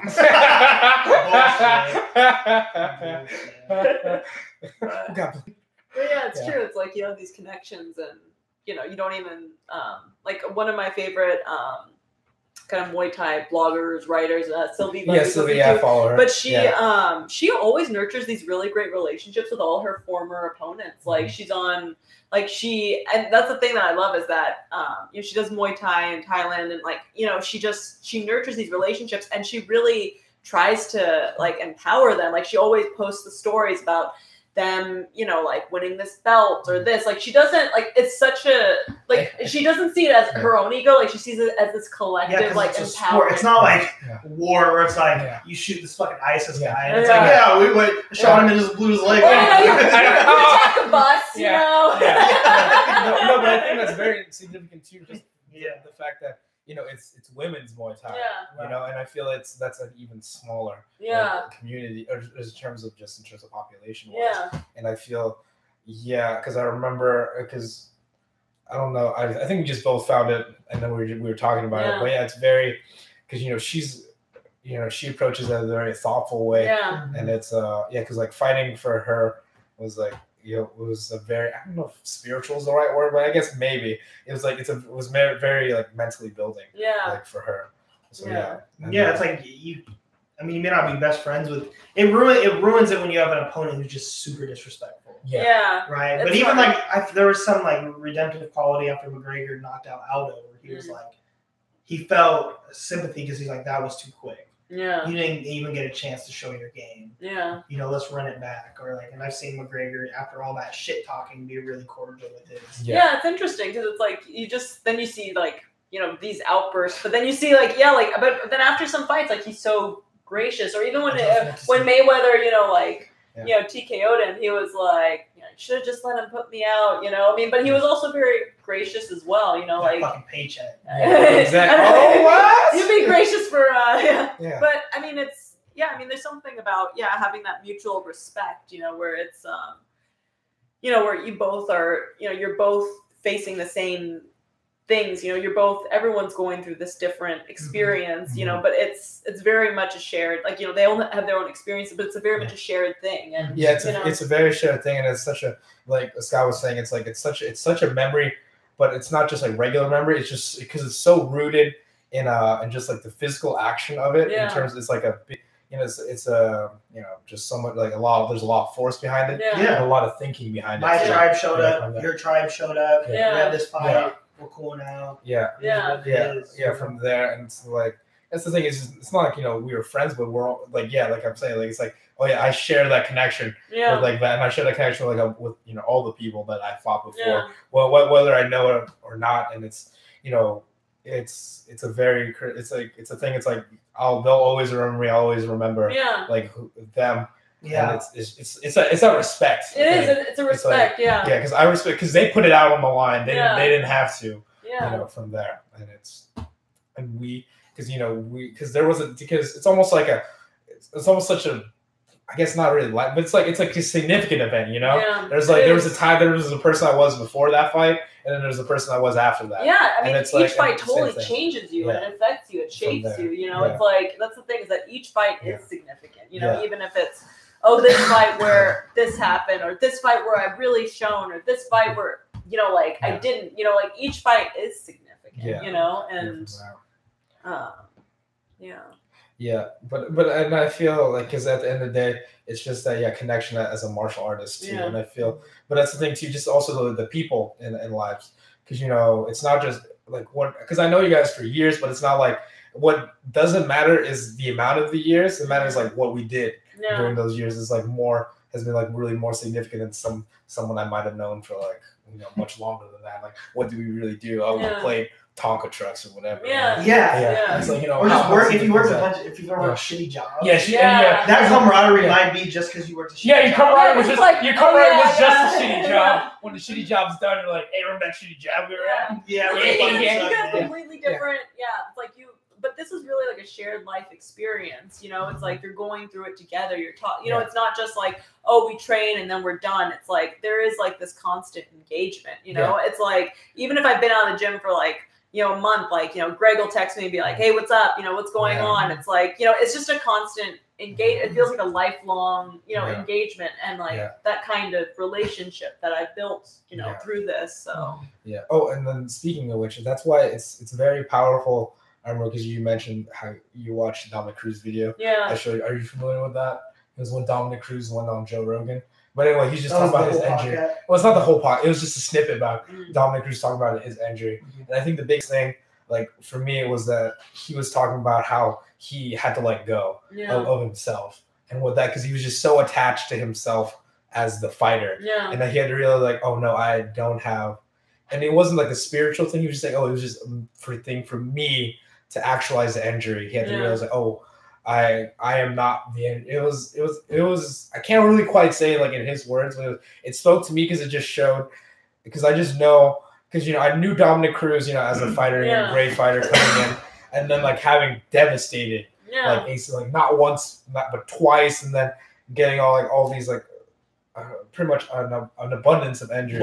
Well, he was chasing who he used to be before the injury. He probably said. And that happens even in coming back. Like for me in training, like I'm coming back, and then there's this knowledge of who I am or what I've done, but I'm not like, I was so detached from that. Then when I came back, I was just like, oh, you know about me? Like, what the fuck did I do? Legendary Scott McDonald. You know what I'm saying? So it's like that, and then even how my performance has changed. Like I still have the same techniques, but my game's a little different. It's like I even felt like I still do this in sparring sessions where there's no stakes for me. It doesn't matter if I get submitted. What happens to me if I win or lose is of no consequence, especially now. Before, to me, it did matter. Now, I don't care. You can mount me for an entire round. I just don't give a fuck. It is what it is. But I still have that small voice in my head that's like, you can't let that happen. And you used to do.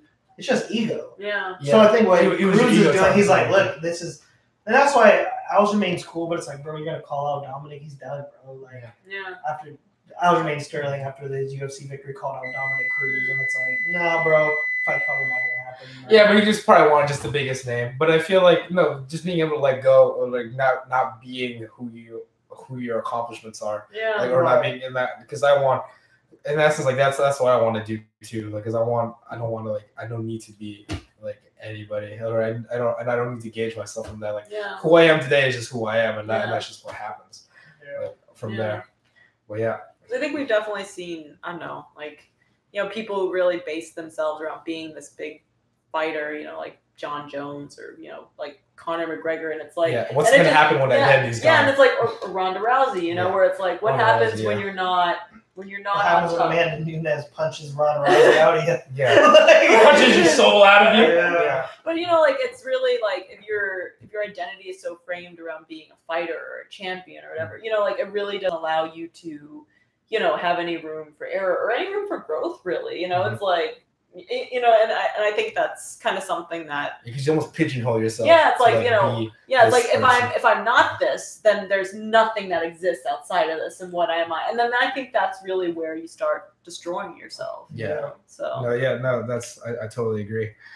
Well, man, it's getting real dark. So I think this is one of our longest podcasts. I can't even see myself anymore. Oh my gosh! No, was this like 3 hours? No, this is our longest podcast. So thank you for joining us. If you made it this long. Thank you, Shatreen. Thank you, Shatreen, for joining us. And no thanks to Ender for not being here. But talking about important things, let's talk about our Patreon. www.patreon.com/Pankration Philosophy. Yes. Action Jeans sponsorship. Action Jeans sponsorship. Wearing them right now. Yeah. Thank you. Thank you for listening. And we appreciate your viewership. Bye, everybody. Bye.